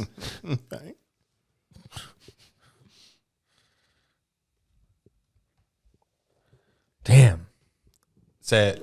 Jonathan Allen. Fuck. I was going to say Jonathan Cooper, but that's not it. Pick 18, Titans, cornerback. I can only think of Kevin Byard. No. Well, who? The college would probably help. Was Tennessee cornerback. Pick 18. This is a guy that's always injured, right? I think he was a question in your trivia. Or he's gotten hurt his first 2 years. Or he's hurt coming out of college. No? It's not him. Tennessee Titans. Why do you say it like that? Cornerback. Wait, they drafted a corner in a lot of drafts recently. College? I need a name before that. A name you know. No. I know? Yeah. Vernon. I know it. Fuller. Vernon Davis. Vernon Fuller. Fulham.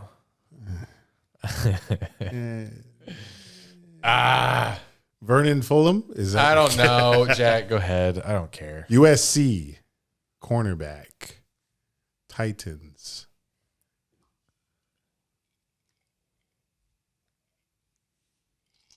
Oh, South Carolina? No. Oh. Trojans. The real USC. Sorry to the Gamecocks fans. Jackson. Because didn't the Titans draft the Titans draft a corner from USC, I think, in 2021, the first round. South Carolina. That's my confusion. But I don't know. First name? Adore. Oh, Adoree Jackson. Yeah. That name floated in my head, and I just forgot about it. Pick 19. You know that name, Eric? I know that name. Only from the draft in college, not from his time in the NFL. Sorry. Pick 19, Tampa Bay tight end. O.J. Howard. Correct. We're back. From Harvard? No, Harvard. Bama. The other... Who's from Harvard? Brait went to Harvard. It was Ryan Fitzpatrick. Yeah. Ooh. Wrong tight end. Hate these next two. I can already hear the dead space in the pod. For pick 20, Denver Broncos tackle. Oh.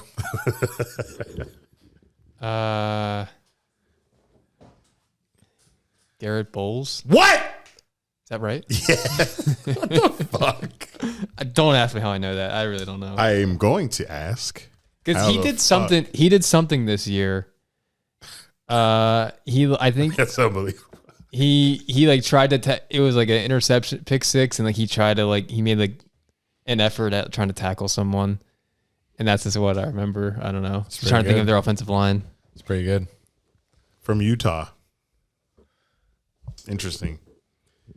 Anyway. Sorry. Pick 21, Detroit Lions linebacker.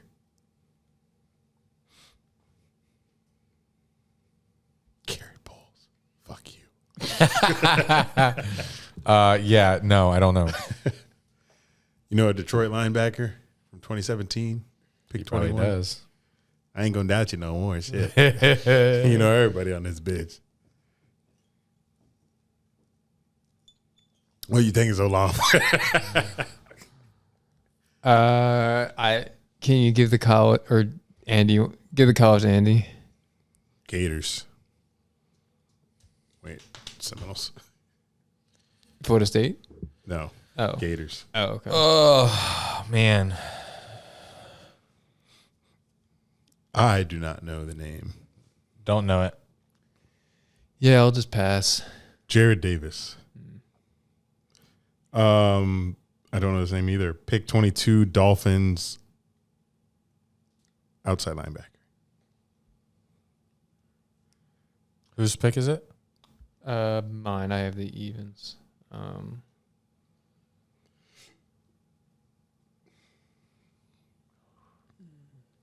Was it 22 to the Dolphins outside linebacker? I'll pass. Andy, you go it. I don't know. Charles Harris. Yeah, no. Andy, pick 23, New York Giants tight end. Evan Ingram. Yes. He's closing the gap. No, I'm not. There's no way. What? Close. It's probably like 5 to 13. You have 7. I have You have 7? Wow. 7 to 11. 9 names left. Okay. Pick 24, Oakland Raiders, cornerback.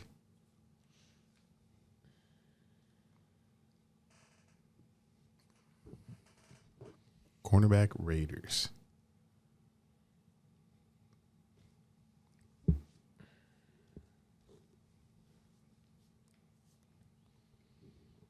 Cornerback Raiders.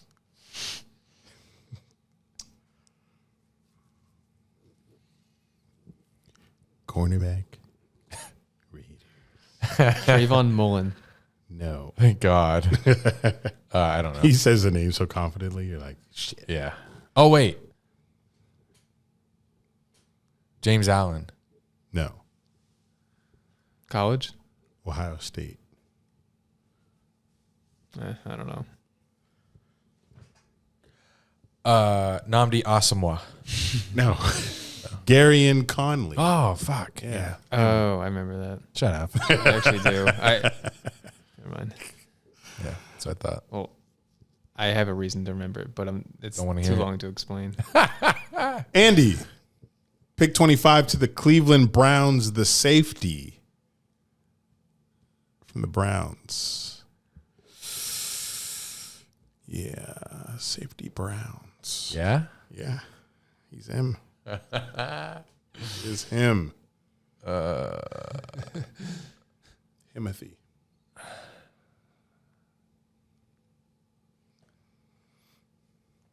That means this can only be one person. Right. But I'll pass to Jack, see if he knows it. Is it John Johnson? No. Michigan College. I don't know.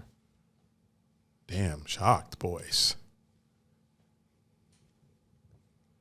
Conceding? Yeah. Jabril Peppers. Oh, Fudge. Right. Yeah. Damn it. I should have taken a little bit more Yeah. on that Michigan hint. Yeah, I thought that would give it away. He was a stud there. Yeah, this name, just pass it, but 26 Falcons defensive end. Is this Jack or me? Yeah, 26. Yeah. Oh, sorry.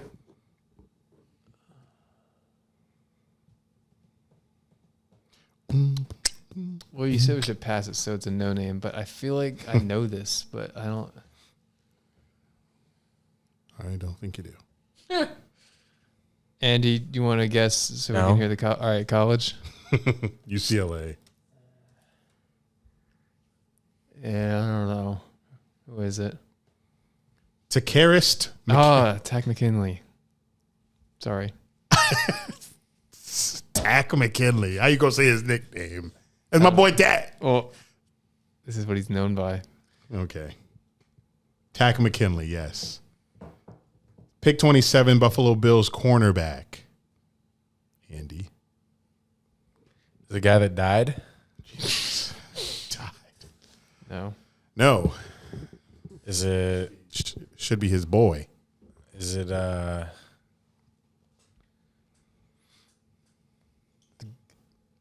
of the best corners in the league? I don't remember his name. Buffalo corner. I go? Sure. Tre'Davious White? Yes. That's what I was thinking of. Jack, it's a hard one. Pick 28, Dallas Cowboys defensive end.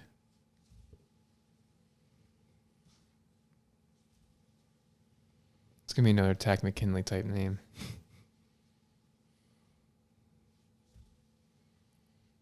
Am I mathematically eliminated? I don't know. I think so. Can we move on? I'm bored.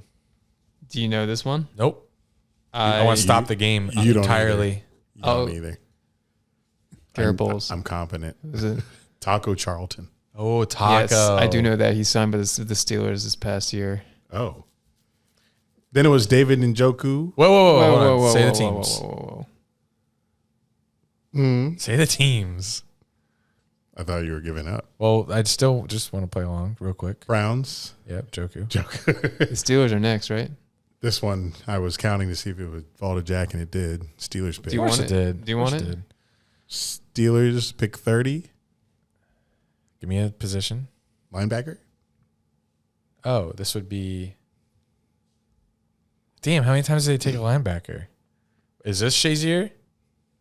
You said Shazier like every I single do. year. When is it Shazier? When is it going to be him? 2014, we passed it. I tell you that every time you bring it up. Damn, that was so long ago. Hold on. I can probably do this. So the year after we beat the brakes off the Steelers in the playoffs, who do they take? Mm-mm. Wait. The year before. Oh. This guy was a rookie on the team that you guys Yeah. beat the Steelers in the playoff game. Did he even start? Yeah. Damn. A lot. A lot.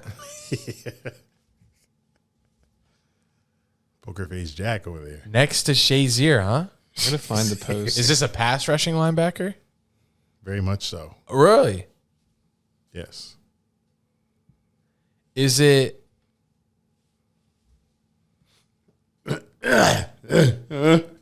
Is it? It's my Instagram post after the game. After I was at the game, the Jags Steelers game is what I posted after. You were at the game. Nice. You probably told us that I did. before. It was a beautiful day. How was that? And I'm the picture I'm showing, I'm wearing the jersey of this player. Let me see. The game was actually the coldest I've ever been. Wow. Like I couldn't feel my feet. Ever? I think so. Wow. Can I see it? And you had to lose to Bortles. Is it? There's just the front of the jersey. It's the back. It says the name. Okay. I just want to read your post and see. I turned the comments off. Fucking! Why did he fall this far? TJ Watt? Are you kidding me? And my caption was 2018 Defensive Player of the Year. And he did it. No. Why did you turn comments off? What are you, some celebrity? Because people were just commenting like L. Eagles fans. Oh, Eagles fans. Or just like, yeah. L. You can't take that, huh? Damn. Oh, Jack, that's so sad. Pathetic, some would say. Pick 31. God, 49ers. I'm pissed. How did I not picked get that? again? That was like a lob. It was a lob. It was the lobbyist. Oh, whoa. Linebacker. He's definitely linebacker, outside linebacker. Yeah. I think of him as You asked if he pass rushed. I said very much so. You're throwing me lobs and I'm not capitalizing. So it's because you're mentally checked out. Yeah, totally. Yeah. I don't care. What position for the Niners? Linebacker. Fred Warner? No. Some say his first name is a sandwich. Turkey Tom. Turkey Tom. Shut up. That's my order at where? Jimmy John's. Turkey Tom. Yeah. Wow. Number I don't 4. step foot in there, so I don't know their menu. You don't have to. You drive through. Don't wheeze. Anyway, fuck this game. Get it over with. Reuben Foster. Thank you. Reuben. Next. Let me Reuben. You don't care about this guy. Who the fuck is Ryan Ramczyk? He's a... Oh, shut up. What is that? I hit the From Wisconsin? Jack! The Saints? We're done. We're done. Yeah. Saints. We're not doing 2018 or 19. We're just going to the draft. Yes, to the draft we go. I'm sick of Jack's. Imagine if we did 2016. Thank God we skipped that. Well, how old were you? 16. Just the year. 16, 17. Yeah, this is your prime. This is my prime. This is when we did 2013, I bet. I don't know. I'm trying to do the math. Well, you're... How old was I? In what? 2013. Why are you crying? Don't call me out. I don't remember anything being that funny. In front of the people. It's on your left eye, too. I know. Left eye. It's, yeah. Don't call me Destiny's Child. I think that's right? I don't know. I don't either. I'm going to have to look that up. That'll be embarrassing. The mark's hitting, so I get emotional. You saw me. Chargers game. Okay. All right, where do we go now? Movie review. Jurassic Park. Okay. I don't know. Try to do a dino. No, that's that would be a velociraptor. That's a turtle fucking. That's a velociraptor. That's not a velociraptor. Okay. Well, if that's a velociraptor, then I could have lived in dinosaur times. You could have lived there because you could make that noise. No, because that's not intimidating. I would have been like, "That's all you got, velociraptor." Okay, Scare Jack. me. Jack, you watched allegedly. I'm assuming one of the when people name the best movies ever made, and this is Steven Spielberg too. Jurassic Park is a pop culture phenomenon. And Jaws, incredible storytelling along with visual effects. And the question, I'm sorry to cut you off. Just the question I had was, did you assign me this movie because it's a classic and widely known, or because it's one of your personal favorites, or both? Both. Okay. Yes. I am obsessed with this movie, and it is just ingrained in our culture, and the fact that you haven't seen it is great for this segment. So I'm ready. Most of our listeners, I assume, have seen the movie, so I don't really need to set it up further. If you haven't seen it, pause the pod, watch it, come back. Watch it and come back. Can I start? Please. Yes. Okay. This was another movie that I was really dreading to watch. Why? Another movie? What were the others? Hereditary. Oh, okay. Fair. After days of putting it off, I finally decided on the night I was going to watch it. I forgot I wrote all this. What? Why were you dragging to watch this one? It's one of the best ever. I'm just not that into it. Or Dinosaurs? Yeah. At any point in your life? I don't think so. Okay, go ahead. Which I can't wait for the payoff. So he's saying he's not really into the movie. We're going to get the payoff when he at the end says how great it was, and he's so glad that you watched it. So I'm ready. And then even before I hit play, I think I sat on my couch for an hour on my phone just procrastinating starting it. And then I watched the first half hour and gave up because I was confused and tired, so I decided to go to bed and watch the rest the next day. Damn. The next day, I put it off all day. Nighttime comes around, and push comes to shove, I finally pick up the movie again. I'm surprised that he's pushing this movie off more than he did Titanic, which is like 3 hours and like not about dinosaurs, which is insanely awesome. Okay, I started. Immediately, I'm confused. A bunch of people with guns apprehensively surround this contraption thing that holds a dinosaur. And I don't remember how it happened, but someone gets their legs taken by the dinosaur. Everyone is freaking out, but it takes them so long for them to start shooting the dinosaur.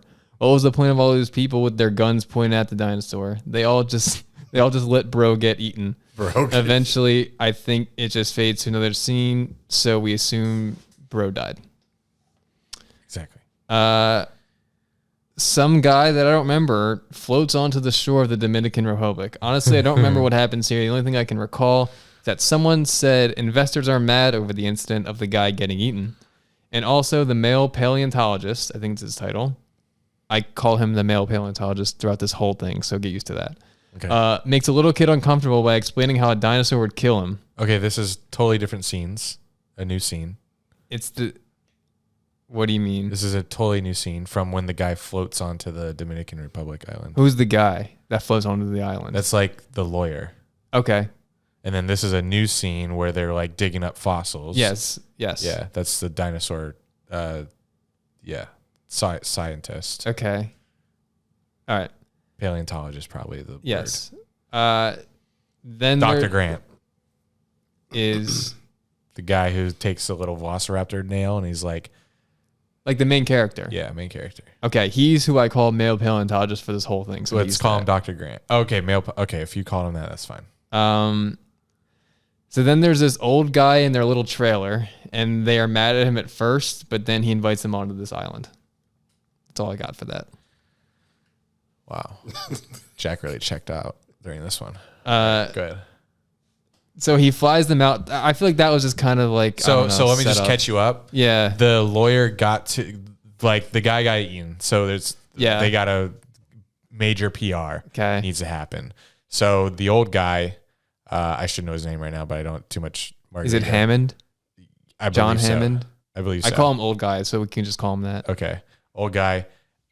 He owns the island, so he has to prove to investors that the island's safe. Yeah. So he goes to where Dr. Grant and the female woman paleontologist and the female paleontologist, yes, are because they're like experts in their field.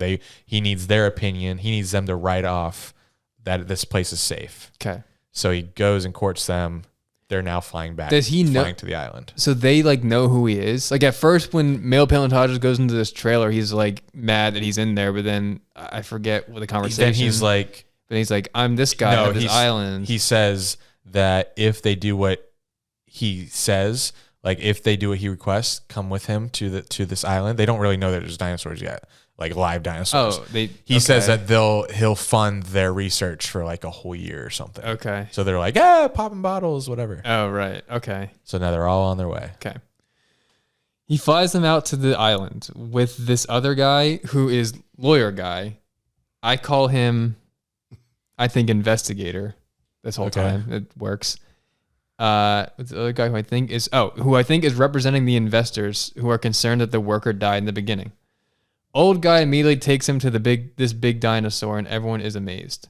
He then brings them to the lab or something and tells them how dinosaurs are made, how he makes the dinosaurs. How he does it, he takes dinosaurs' DNA out of the mosquitoes that have sucked the blood of dinosaurs and that have frozen into trees over time. Sap, yep. That got me thinking, has anyone ever tried this before? Seems like a great idea to recreate dinosaurs. I disregarded this thought quickly because I'm sure someone would have done it by now in real life. Old guy also tells them he breeds all the dinosaurs to be female so they can't reproduce on their own, and he has all the control of the population. Kind of smart. Then the old guy's grandkids come into the mix. They're just here visiting the island and see the dinosaurs, I guess. Then the next day, the old guy sends the two paleontologists, the investigator, this dark-haired guy who I think is a consultant of the investigator. I'd have to be refreshed on his role. I don't. But I know who you're talking about. Yeah. I sent the GIF of him when you. Yes, that guy. I call him the consultant this whole time, so get used to that. The consultant investigator and the 2 grandkids on a trip in the 2 cars around the park. Meanwhile, I forgot to mention there's a guy who works for the old guy who runs the island. His last name is Nedry, which I think is what they kept calling him. AKA, this is Newman from Seinfeld, if you're familiar with that show. Nedry got paid off by some guy to steal the embryos that the old guy created to make the dinosaurs. He was given a shaving cream bottle to stash them in. And it took me almost to the end of the movie to realize the guy, Nedry, Newman, aka from Seinfeld, that he was paid off. The guy he was paid off by wasn't the main character, male paleontologist. Oh God, you thought it was him? Yeah, so the scene where Nedry got paid off was too early in the movie. At that point, my facial recognition of the main character hadn't set in yet. So I thought it was him who met up with Nedry. That's why I was so confused for a lot of the movie. I couldn't piece together why the male paleontologist and Nedry were in cahoots the whole time, but it turns out they weren't.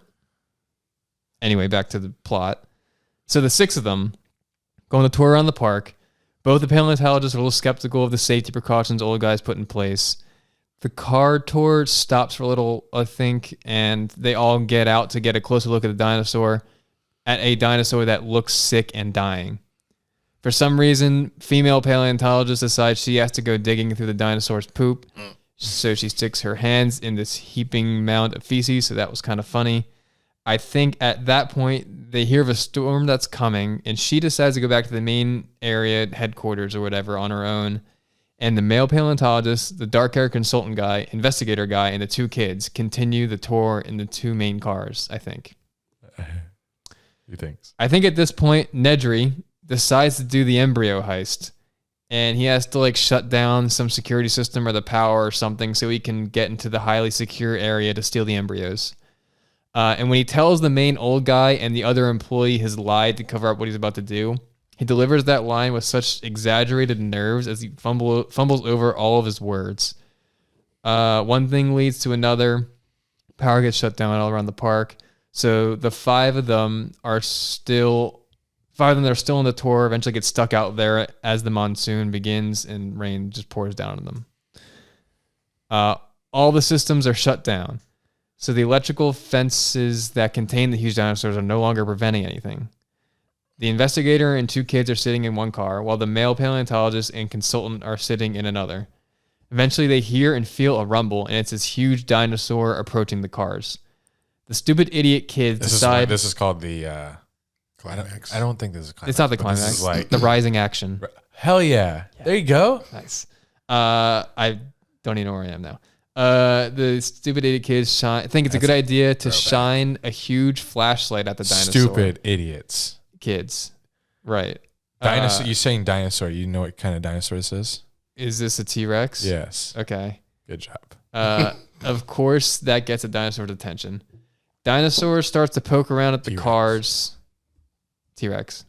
I call it dinosaur.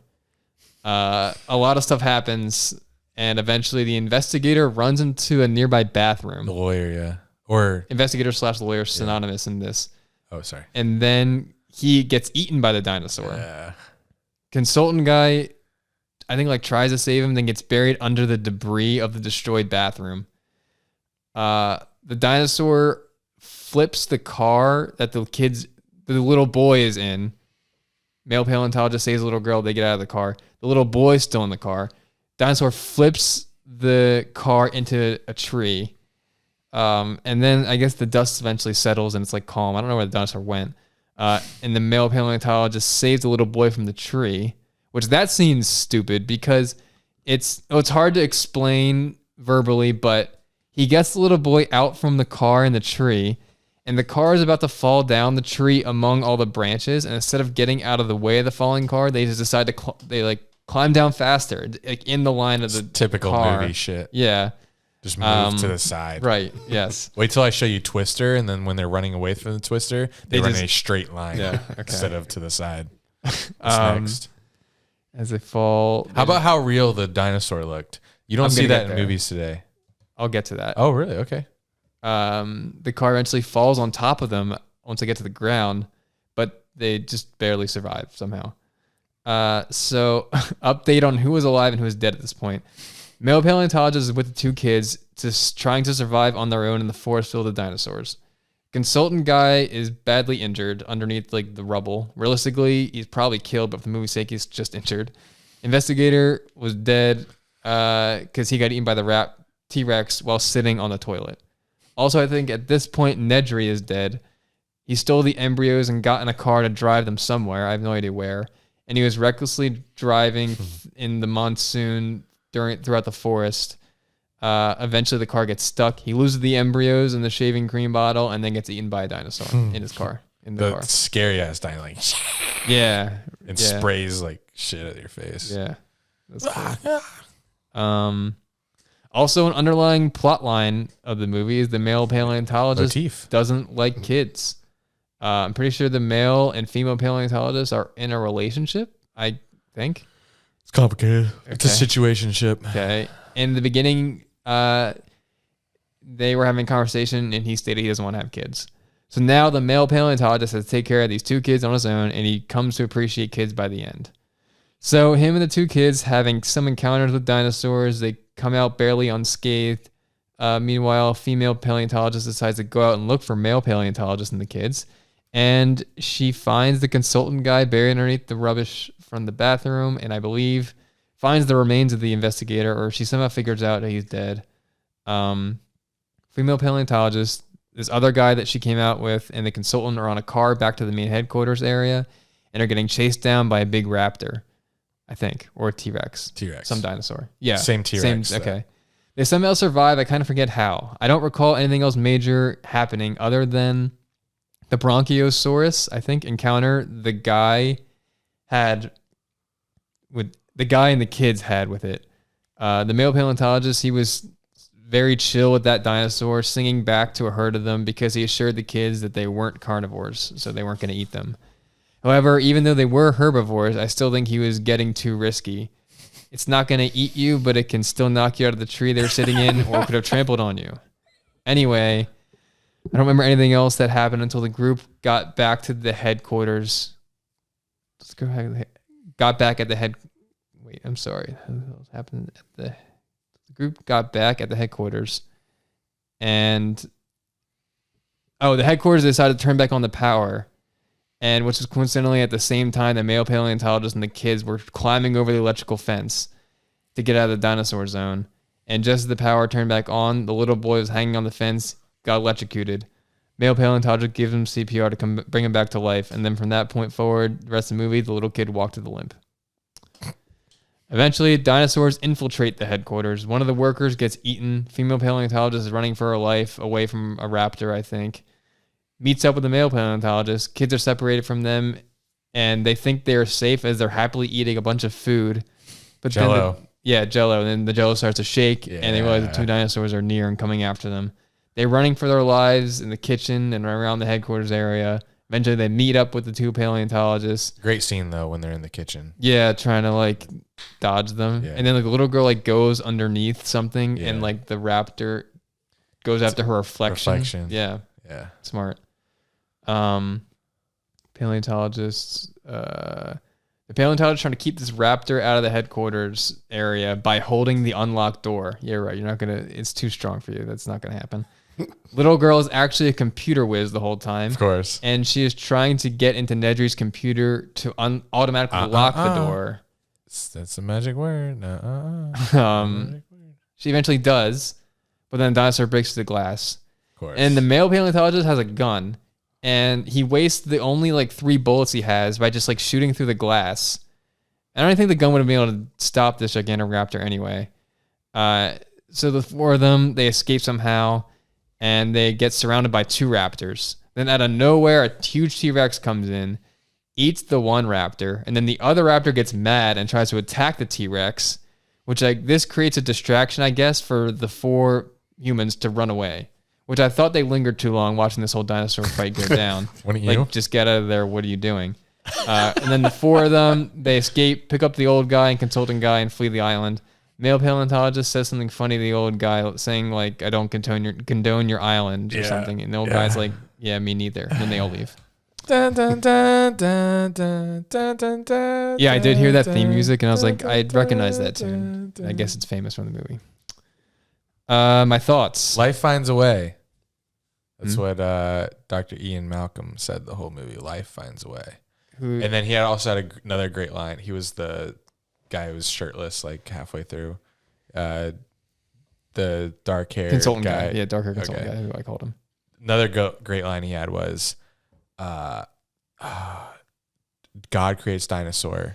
Oh, this was good. Yes. God kills dinosaur. God creates man. Man kills God. Dinosaur kills, or man creates dinosaur. Dinosaur kills man, or something like that. Yeah, I think that was it. You got it. My thoughts. This movie got off to a bad start for me. Incorrect. For me, got off to a bad start. I was payoffs coming. I was legitimately upset that I was tasked with this project over the weekend, and it would take away from me watching a lot of sports. And my sentiment was vindicated after my first 30-minute attempt to watch the movie. However, the movie made a little bit of a comeback for me. Despite my confusion with the relationship between Nedry and the male paleontologist, that one's on me, I think I was able to piece together the rest of the movie.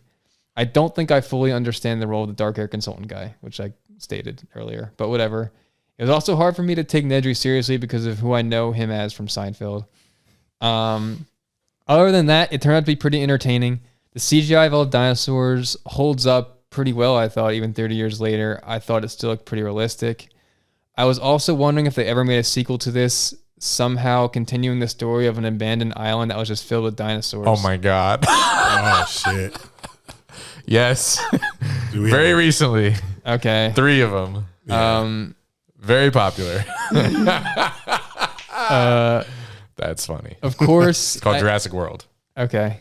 Of course, I had an issue with the genre. It's hard for me to stay engaged with fictional movies, but it was thrilling enough. But it's not just fiction. It's like very realistic fiction. Like this, it looks like it could happen, especially when they went through the tour and they're like, "Oh yeah, we just took mosquito blood and that I believed sucked in dinosaurs." And yeah, you did. You said, "Why can't this happen?" So fiction, but it's not like I'm having you watch Alien, where it's aliens invading a spaceship in space. This is like fiction, but it's not sci-fi. Like it's probably still sci-fi. Alien is Jurassic Park considered sci-fi? Probably, yeah. Oh, because it's science, but it's fake because it can't happen. Sorry to cut you off. That triggered me. It's okay. It's hard for me to stay engaged in fictional movies, but it was thrilling enough by the end to keep me. However, they said the word raptor, and I immediately kept thinking of Vince Carter in the purple Raptors jersey. The Toronto Raptors should do some sort of Jurassic Park concept jersey if they haven't already. That would be kind of cool. Anyway, I'm going to rate it a 6.5 out of 10. Better than WrestleMania, which I think I gave a 5. Also better than Hereditary, which I think I gave a 5.5. Please get me out of this genre, Andy. The end. Worse than Sandlot. Sandlot was a 10. I know. Titanic was also a 10. Because it was a sports movie. What? Did you know that Titanic wasn't based on a real true story? Yeah, but that I liked because there was a lot of it was like historic. It was like non-fictional element to it. That's wild. Do you think if you were able to pay attention and knew got the details right in the beginning, you would have give it something else? This is I don't know, an incredible movie. And that's fine. That's what the whole point of this is, to experience it through your lens. He has a type. Do you have historical and sports? Do you have do you have a preference for your next movie? Sports. It's not happening. We're taking you out of your comfort zone. I can go. Do I have it written down? I thought it was already decided. Yeah, you said Twister. No, I thought it was already decided, and it is a sports movie. But we can mix that because you already watched it. That's right. Oh yeah. We can get rid of. We don't have to do that if you don't want to. No, I do because it's draft season. Okay. So your next movie is gonna be draft day. Okay. So that'll be funny. Thanks. That'll be funny. Okay. Any thoughts on Jurassic Park, Eric? I liked the parts that I've seen in it. Right? Any questions you have for me? Why it's so good? Why is it so good? It's just it's not just CGI. It's like they use real animatronics. What's that word mean? It's like they built these dinosaurs, and it's like I'm pretty sure the T-Rex scene is a real machine that's moving around. I don't think it's all CGI. It just holds up so well, and I don't know, the story is awesome. The world, like it's the first time ever that a dinosaur world, like dinosaurs are pretty sick. But yeah, there's a Jurassic World sequel. And then a Jurassic World again, and then another one. Yeah, they're not good. They're not. Okay, no, they're not as good. Not their recent movies. Yeah, so the first one, the Jurassic World, very hyped, pretty good. But unfortunately, with Hollywood, like the producers are like, all right, like nowadays, you can't just go back to that island and create a story with the dinosaurs that are still there. Like with Hollywood, something has to be new. Like we have to have a more dangerous dinosaur, even if it's completely unrealistic. So they created a new dinosaur that no one ever heard of. That's like the combination between a raptor and a T-Rex. And it's like, are they the same characters? That's in the very most recent one. They brought back the original characters. There's been 3 sequels. So the first one, Jurassic World, was like 2016 or something. Chris Pratt. Yeah, Chris Pratt is the lead in that one, and it's okay. It's pretty good, but like I said, it's very Hollywood. And the same characters are not in that movie. No, and they brought him back in nor in the second one, but in the third most recent sequel, one, they bring him back. They bring him back, and it's unfortunate because it's not a good movie. It's just they just did it for the money. You can tell. They bring all of them back. They brought Ian, which is the male paleontologist. No, the dark-haired one. They Okay. brought Dr. Grant, and then they brought the woman back. Yeah, they brought those 3 back, which were the main ones, aside from the old guy who's probably not alive anymore. But yeah, not good, unfortunately. It's like it just seems like they didn't take their time. Have you seen Coming to America? No. So it's like Eddie Murphy. Yeah. Whoa, that's crazy. Yeah. I don't think I've seen it, but I know he's that. It's like the sequel they made to that movie, which came out recently after like 30 years. They put so many stars in it. It just wasn't good at all. They just did that to make a buck for nostalgia. Yeah. But it's because like Rick Ross was in it. Like it's stupid. But it's because they used his house for the movie. So he got like a cameo in it, but it was so stupid. But the first one they made, the first like Jurassic World, when it first came out in like 2016, 2017, whatever, it was good because they could feed off the nostalgia. Like they revisited the island and they like uncovered the old like Jeeps or whatever. It wasn't actually a Jeep, but the old cars that they use is like, oh my God, it's like going back for the first time in 25 years. But then they did it again with like crazier dinosaurs. It's like, in a crazier storyline. It's like, I understand you're just trying to make money. I had to go see it though. But like if money weren't an object, I think they would just revisit the world and like tell a true story with the same T-Rex and be more based on plot and story. But it just, you got to make crazier dinosaurs to get the little kids in and get the general public in to go see it. It's unfortunate. It wasn't Jurassic World an actual theme park that people like went into. It had like they created like a park around it. Yeah. They thought they made it like a safe island and they finally finished the vision of Jurassic Park and they called it Jurassic World but it obviously had to blow up in their face. Because dinosaurs get loose, everyone runs away. And then Chris Pratt fucking domesticates raptors.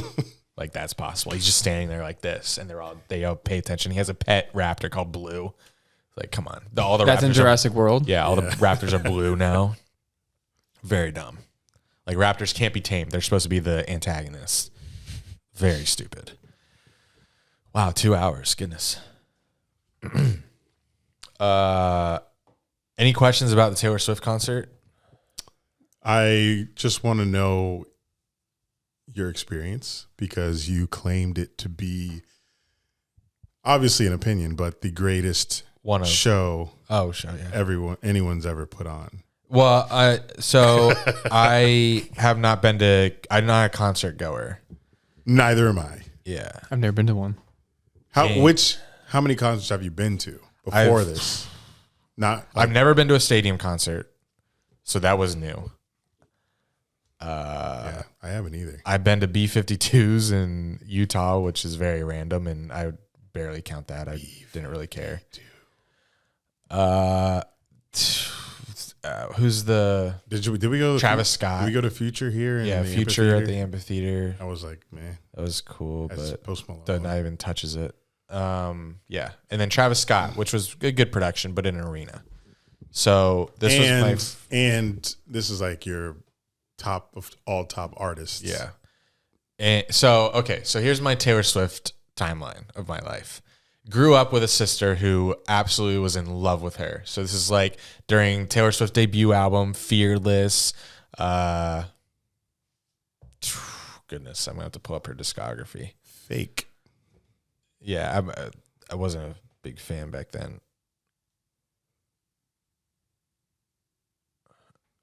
Damn, so Taylor grew on you over the years. Well, hold on, I'll get there. Yeah, her debut album, Fearless, Speak Now. It was like, I was like, okay, that's totally for girls. And it was, still is. Red, 1989, Reputation. I'm just not a fan through any of that. That's all the way from... Yeah, that's pretty recent, I think, right? That's all the way from 2006 to 2017. And then, and my only thoughts really of Taylor Swift is, oh, my sister likes her. She makes pop songs on the radio, and Kanye once kicked her off the stage. And then Lover comes out in 2019. So she takes like a 2-year break. Lover comes out, and I give it a chance, and I fall in love with it. And I'm like, wow, I'm a Taylor Swift fan. But I don't really revisit her old stuff yet. And then she comes out with 2 folk albums and during the pandemic, and they're my favorite albums of all time. Like, whoa, Taylor Swift doing folk? Like, sign me up. Best thing I've ever heard ever. What is folk? I don't know what folk means. Like just guitar? Mainly strings? Guitar and piano, and more poetic themes rather than making pop songs that are going to be on the radio. Mm-hmm. And then she makes a pop album again. She revisits pop Midnights, which is fantastic. And then she also re-records some old songs because someone started selling her old music. Scooter Braun, which is actually Justin Bieber's manager, he owned it, bought it from her record label. Long story. So she starts recording her old music. So I start revisiting that. I'm like, wow, old Taylor's really good too. Like once you get past the pop songs that are on the radio that are played, it's like the overplayed songs like Shake It Off. And once you get through that, past that, and you hear like her real music, it's like, wow, this is really poetic. And so I start falling in love with her and her music, and like her music, the pandemic album was like got me through a lot, and Lover got me through a lot, and just falling in love with her music and her, but it still seemed like because I started liking her like 4 or 5 years ago, and she hadn't been on tour since, it kind of felt like she was like some mythical being that I'm like, does she really exist? Like I haven't seen her in real life ever. Like before I liked her, she was on tour every year. Yeah, like a T-Rex. But since I started liking her, no tours, pandemic, and just kind of, I guess, busy making music, not seeing her in person. So when this tour was announced, I was like, gotta see her, because it's not just the new album, it's every single thing she's ever done. Eras tour. Yeah. Which there's some artists that could definitely do that. The Weeknd definitely could. They have like Drake.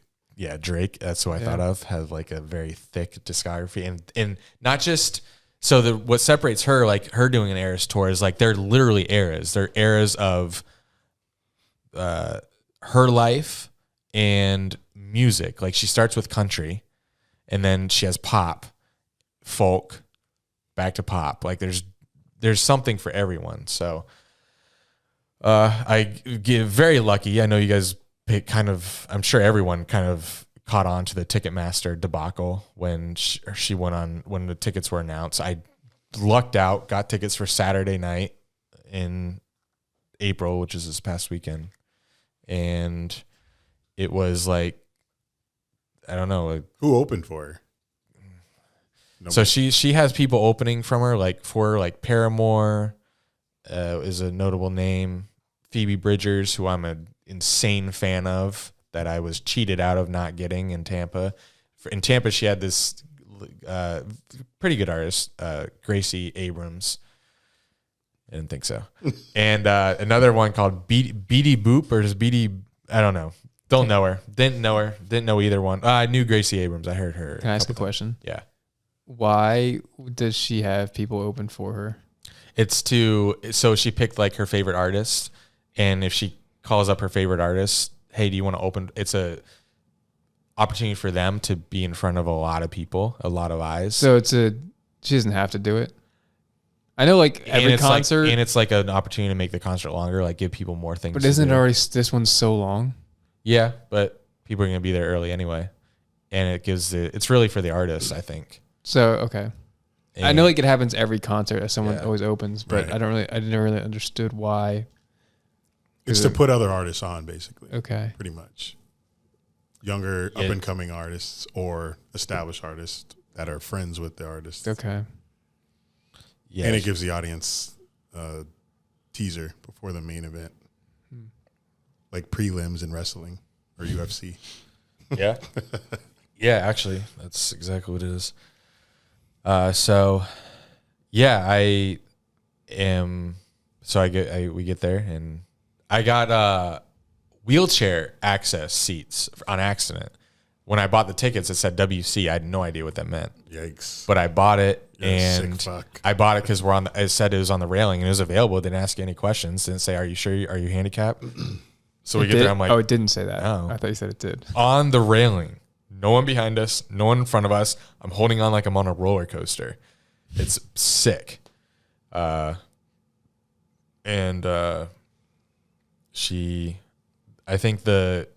saw some spoilers on TikTok because she's been on tour for a little bit.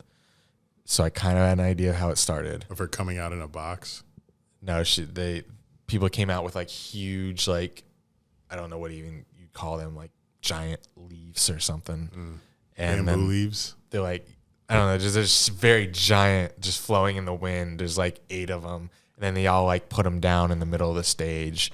And then when they pick them up, she's up there. And then she's singing like one of her hits from Lover, which is so she's supposed to go on tour for Lover, which came out in 2019, but pandemic hit. So she had to cancel the whole thing. So she starts this tour with Lover, which was awesome. So she sang 2 songs from that. And I had goosebumps from like the beginning to the end.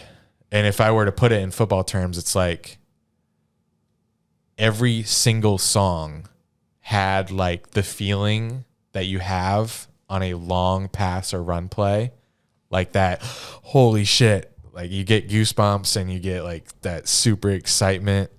But then there are also songs that felt like touchdowns or home runs. Is that just because they were well timed in the show, or it's just that or you haven't heard them in a while? Haven't heard them from the artist's mouth with all the production. The production blew me away. I don't know if this is the case at all stadium shows. I don't know if Drake does like this super produced stuff, but one song felt like an eternity, and it felt like I was watching an entire movie. Like I listen to these songs all the time, but to see like the imagery on the video boards, like that was super overproduced. Not overproduced, but and they're super dancing, produced. right? There's dancers. She's dancing, and she's just bringing these songs to life. Every single song had, like, just blew me away. Like at the end, I was like, I'm speechless. I don't know what to say. That is in even songs that have been overplayed that I skip that are on the radio, like the ones I've already brought up, and Shake I hear It Off. them. Yeah, Trouble, 22, Oh, God. 22. You Need to Calm Down, the gay song. Like I skipped What? that. Yeah, she has a gay song. Like I don't know that.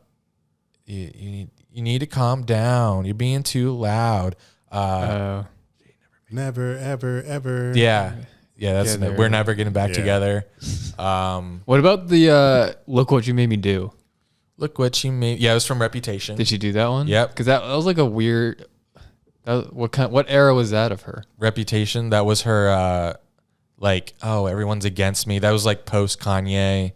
I think that was post Kanye. I want to say it was like in 2017. What was the vibe when she did Fairy Tale? Was a fairy tale. Did she do that one? I don't think so. Damn. I figured that would be one she would do. What about? Because I hear it all the time. Did she do like old stuff like Romeo and Juliet? She did. Yeah, I'll go through her old ones. I'll call out some ones 15. that you guys would know. No. 22. 22. No, 15. I know. She had a song called 15? She did. Yeah. She did you guys probably don't know much from Lover. Except for the song I know Lover. Lover, maybe. Yeah, she did that. She did You Belong With Me. Yeah. So I heard that a million times. Like, I'm like, okay, yeah, whatever. Sometimes I skip it. Oh, yeah. But, oh my God, the way the stadium atmosphere, her on stage, I'm like. All the screaming fans. I've never experienced this in my life. Like, it gives all, like, I won't skip the songs anymore because now I have, like, a memory of it. Love Story. How much video is on your phone from the concert? Or did you live in the moment? I tried to live in the moment. I sent some Snapchats. Yeah, you had some stories. Yeah, I didn't want to flood the Snapchat story because I didn't want to be that guy. Yeah. But I did want, like, not many people got to go to the concert, even though it sold out every night. Apparently only 5% of the people that attempted to go were able to go, even though she's sold out, like, Cowboy Stadium 3 nights in a row, Tampa 3 nights in a row. She's going to be in LA 5 nights in a row. The fact that she's able to do that 5 nights in a row when she's like hitting notes that are wild and doing 3 hours straight, she didn't stop. I was hoping for an intermission so I could go to piss or get a beer. I had to, but I had to go during a song. That blew my mind. 3 straight hours. Jeez. And when she goes to SoFi and does it 5 nights in a row, I don't know how she does that. That's wild. How do you not stop? That's what especially in blows me away. It's like LeBron in the East Conference Finals. Especially in the Florida heat. Yeah. No water. Well, she does. She goes back in the back for a second. Like 2 seconds. To change, she probably gets some water. So she does stop. Oh, she does change. Yeah, she has outfit changes. How quick? Pretty quick. Like we didn't sit down once. You don't have time to sit down. Next song for 3 hours. At the end of 1 hour, I'm like, wow, I feel like I've been here for probably a long ass time. And I look, I'm like, we have 2 hours left. How's she going to do this? Yeah, 3 hours of songs. That's a lot of songs. A lot of fucking music. 44 songs, I think. And she doesn't do the whole song, obviously. It's like, no, she does. sings the whole song. That's what's mind blowing. She doesn't do like the highlights of the song, the whole song. Oh my God. Also, just to think that like she has to remember the chronological order of all 44 songs she has to sing. That just seems like hard to remember. They do wear then execute it. She does wear earpieces though. So the thing she forgets is like, all right, do this one. She's like, they probably like say, all right, now we got I'm sure. Yeah, she's got All Too Well coming up. Definitely have a producer. Get in position. Okay. Yeah. Because it's a whole show.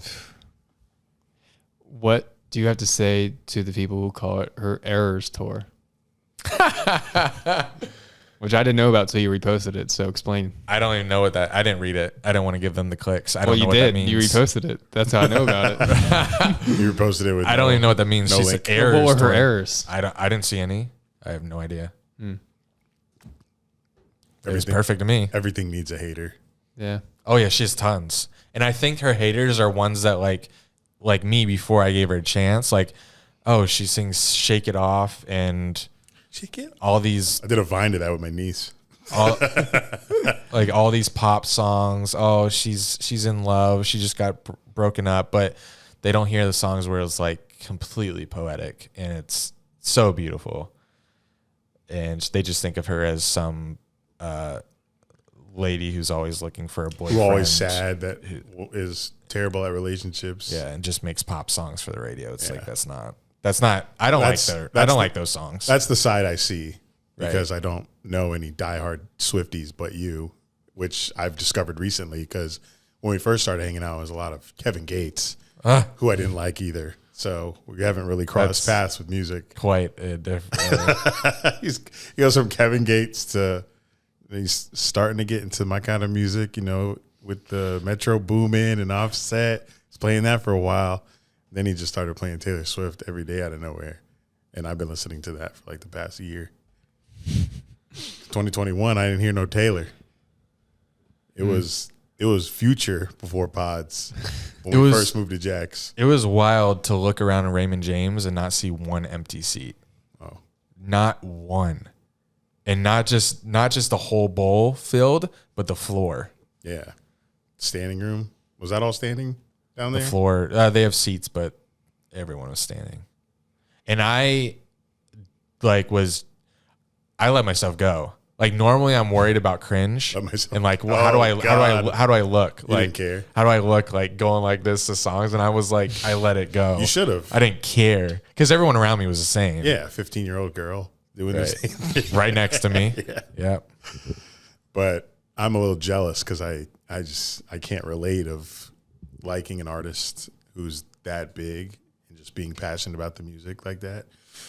There's not one artist that I would pay to go to a concert like that because I just don't have a favorite like that. Other than her, that I don't have one either. It's tough. She's like a weird, I sure don't. mythical creature. It's weird. She's like my Jesus. That makes sense. That's why she's sold out every fucking football stadium. And I don't get like, where did this happen? Over the Eras. Yeah. How old is she? 34. Yeah, I was gonna say 34. I feel like part of it is because like she had that tour scheduled for Lover, and it got canceled. So this is just she just had the new album. Yeah, what's her new album called? She's had Midnights. She's had 4 albums since her last tour, so that helped. Yeah, and she's a #1 artist. Yeah, and she's right. very Her just extremely following popular. is. I can't. Is there like a more cult-like following than hers? I don't think there's a bigger following. Beyonce, Rihanna. I don't know. I don't think Beyonce's as culty. Justin Bieber at one point, maybe.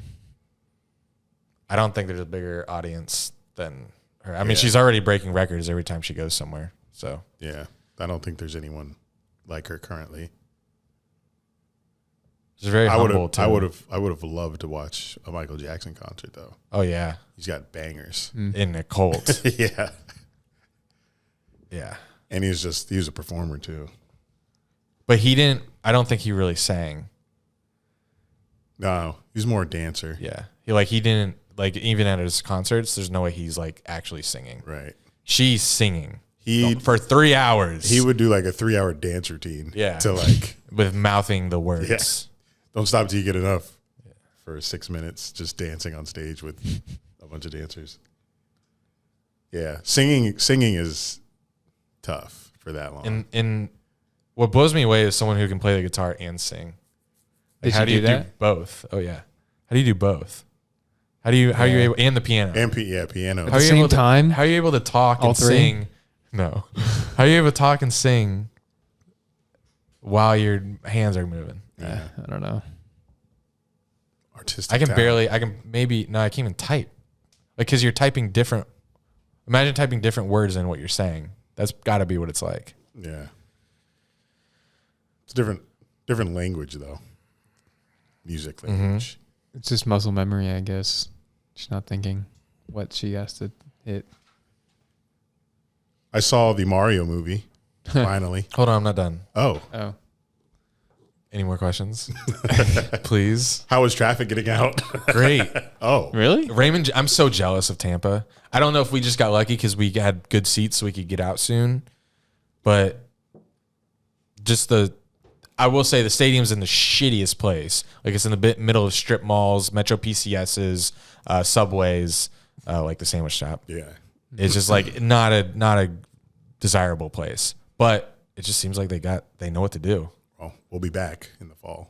And I am jealous that it's like, where does Taylor want to go in Florida? Tampa. Like when Jacksonville would never be on that list ever. But Miami wasn't. So yeah, is Tampa her only city in Florida? Yeah, It's because of the gay population, I heard. In Really? Tampa? Yeah. Possibly. Yeah. She likes the gays. That makes sense though.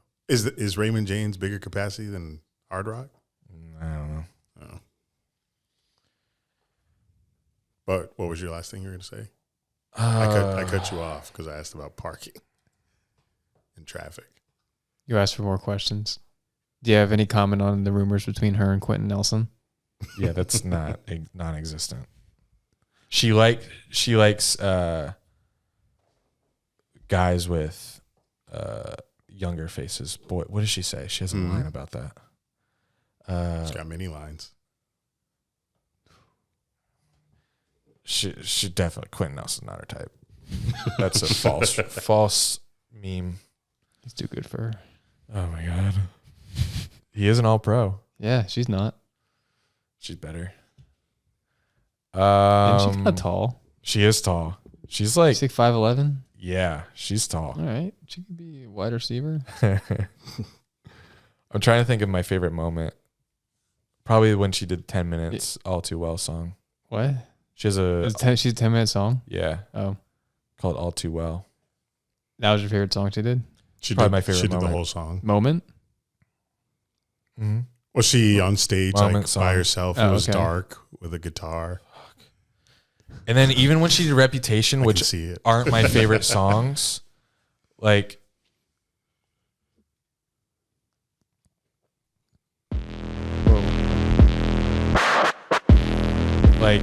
bro, this That was hard. stadium.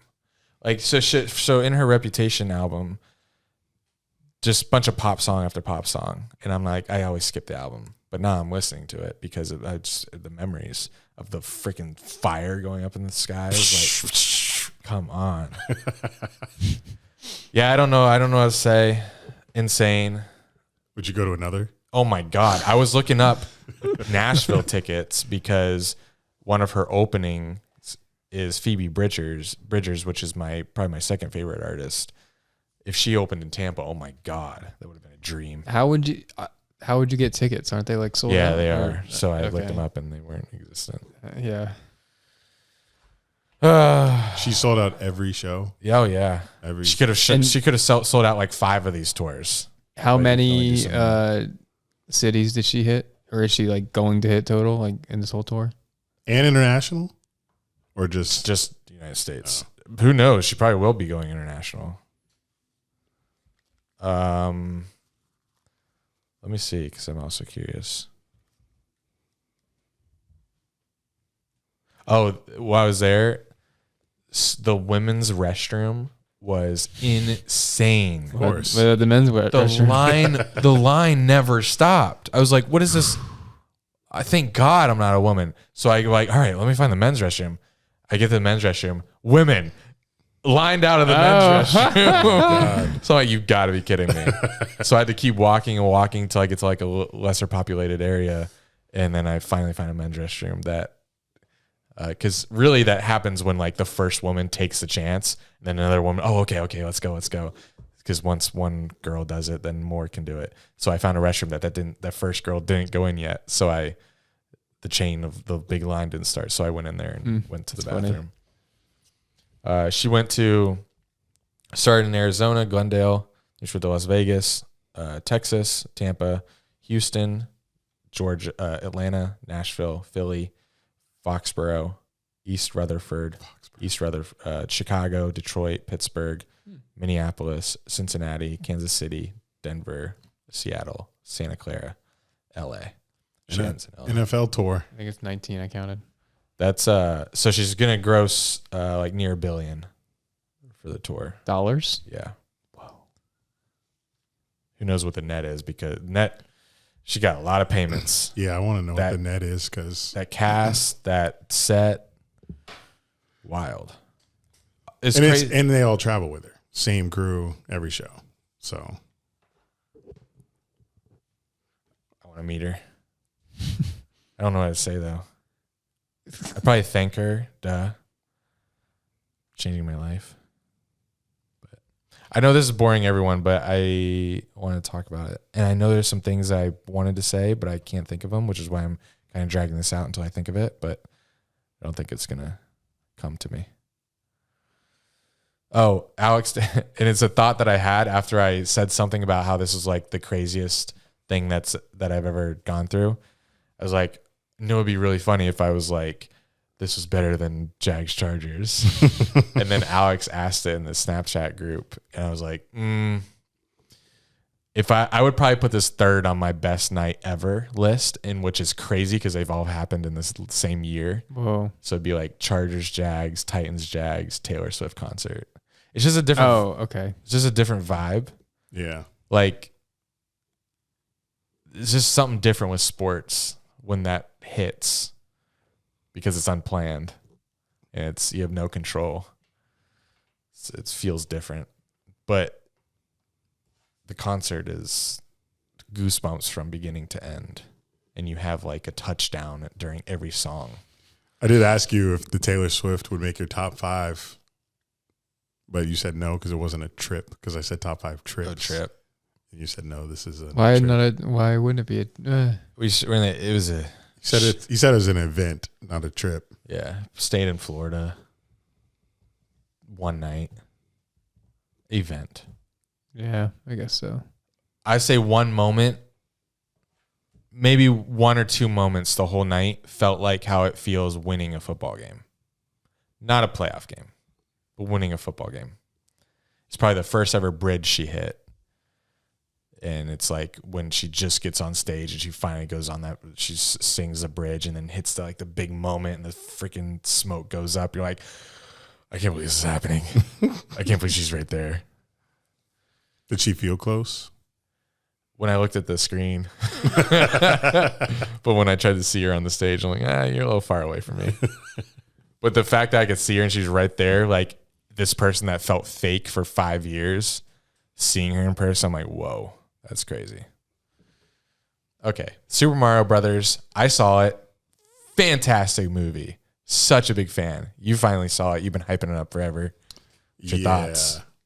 I mostly hyped it up because I haven't played many video games in my life, but Super Mario was one of them when my mom and dad got a Wii for me. Woohoo! And I had like the Wii Sports, just the generic Wii games, and then I had Super Mario. So I played that and finished it. So this movie, I felt some type of way about it because I don't really have a connection to a lot of movies or anything in culture because I didn't do shit.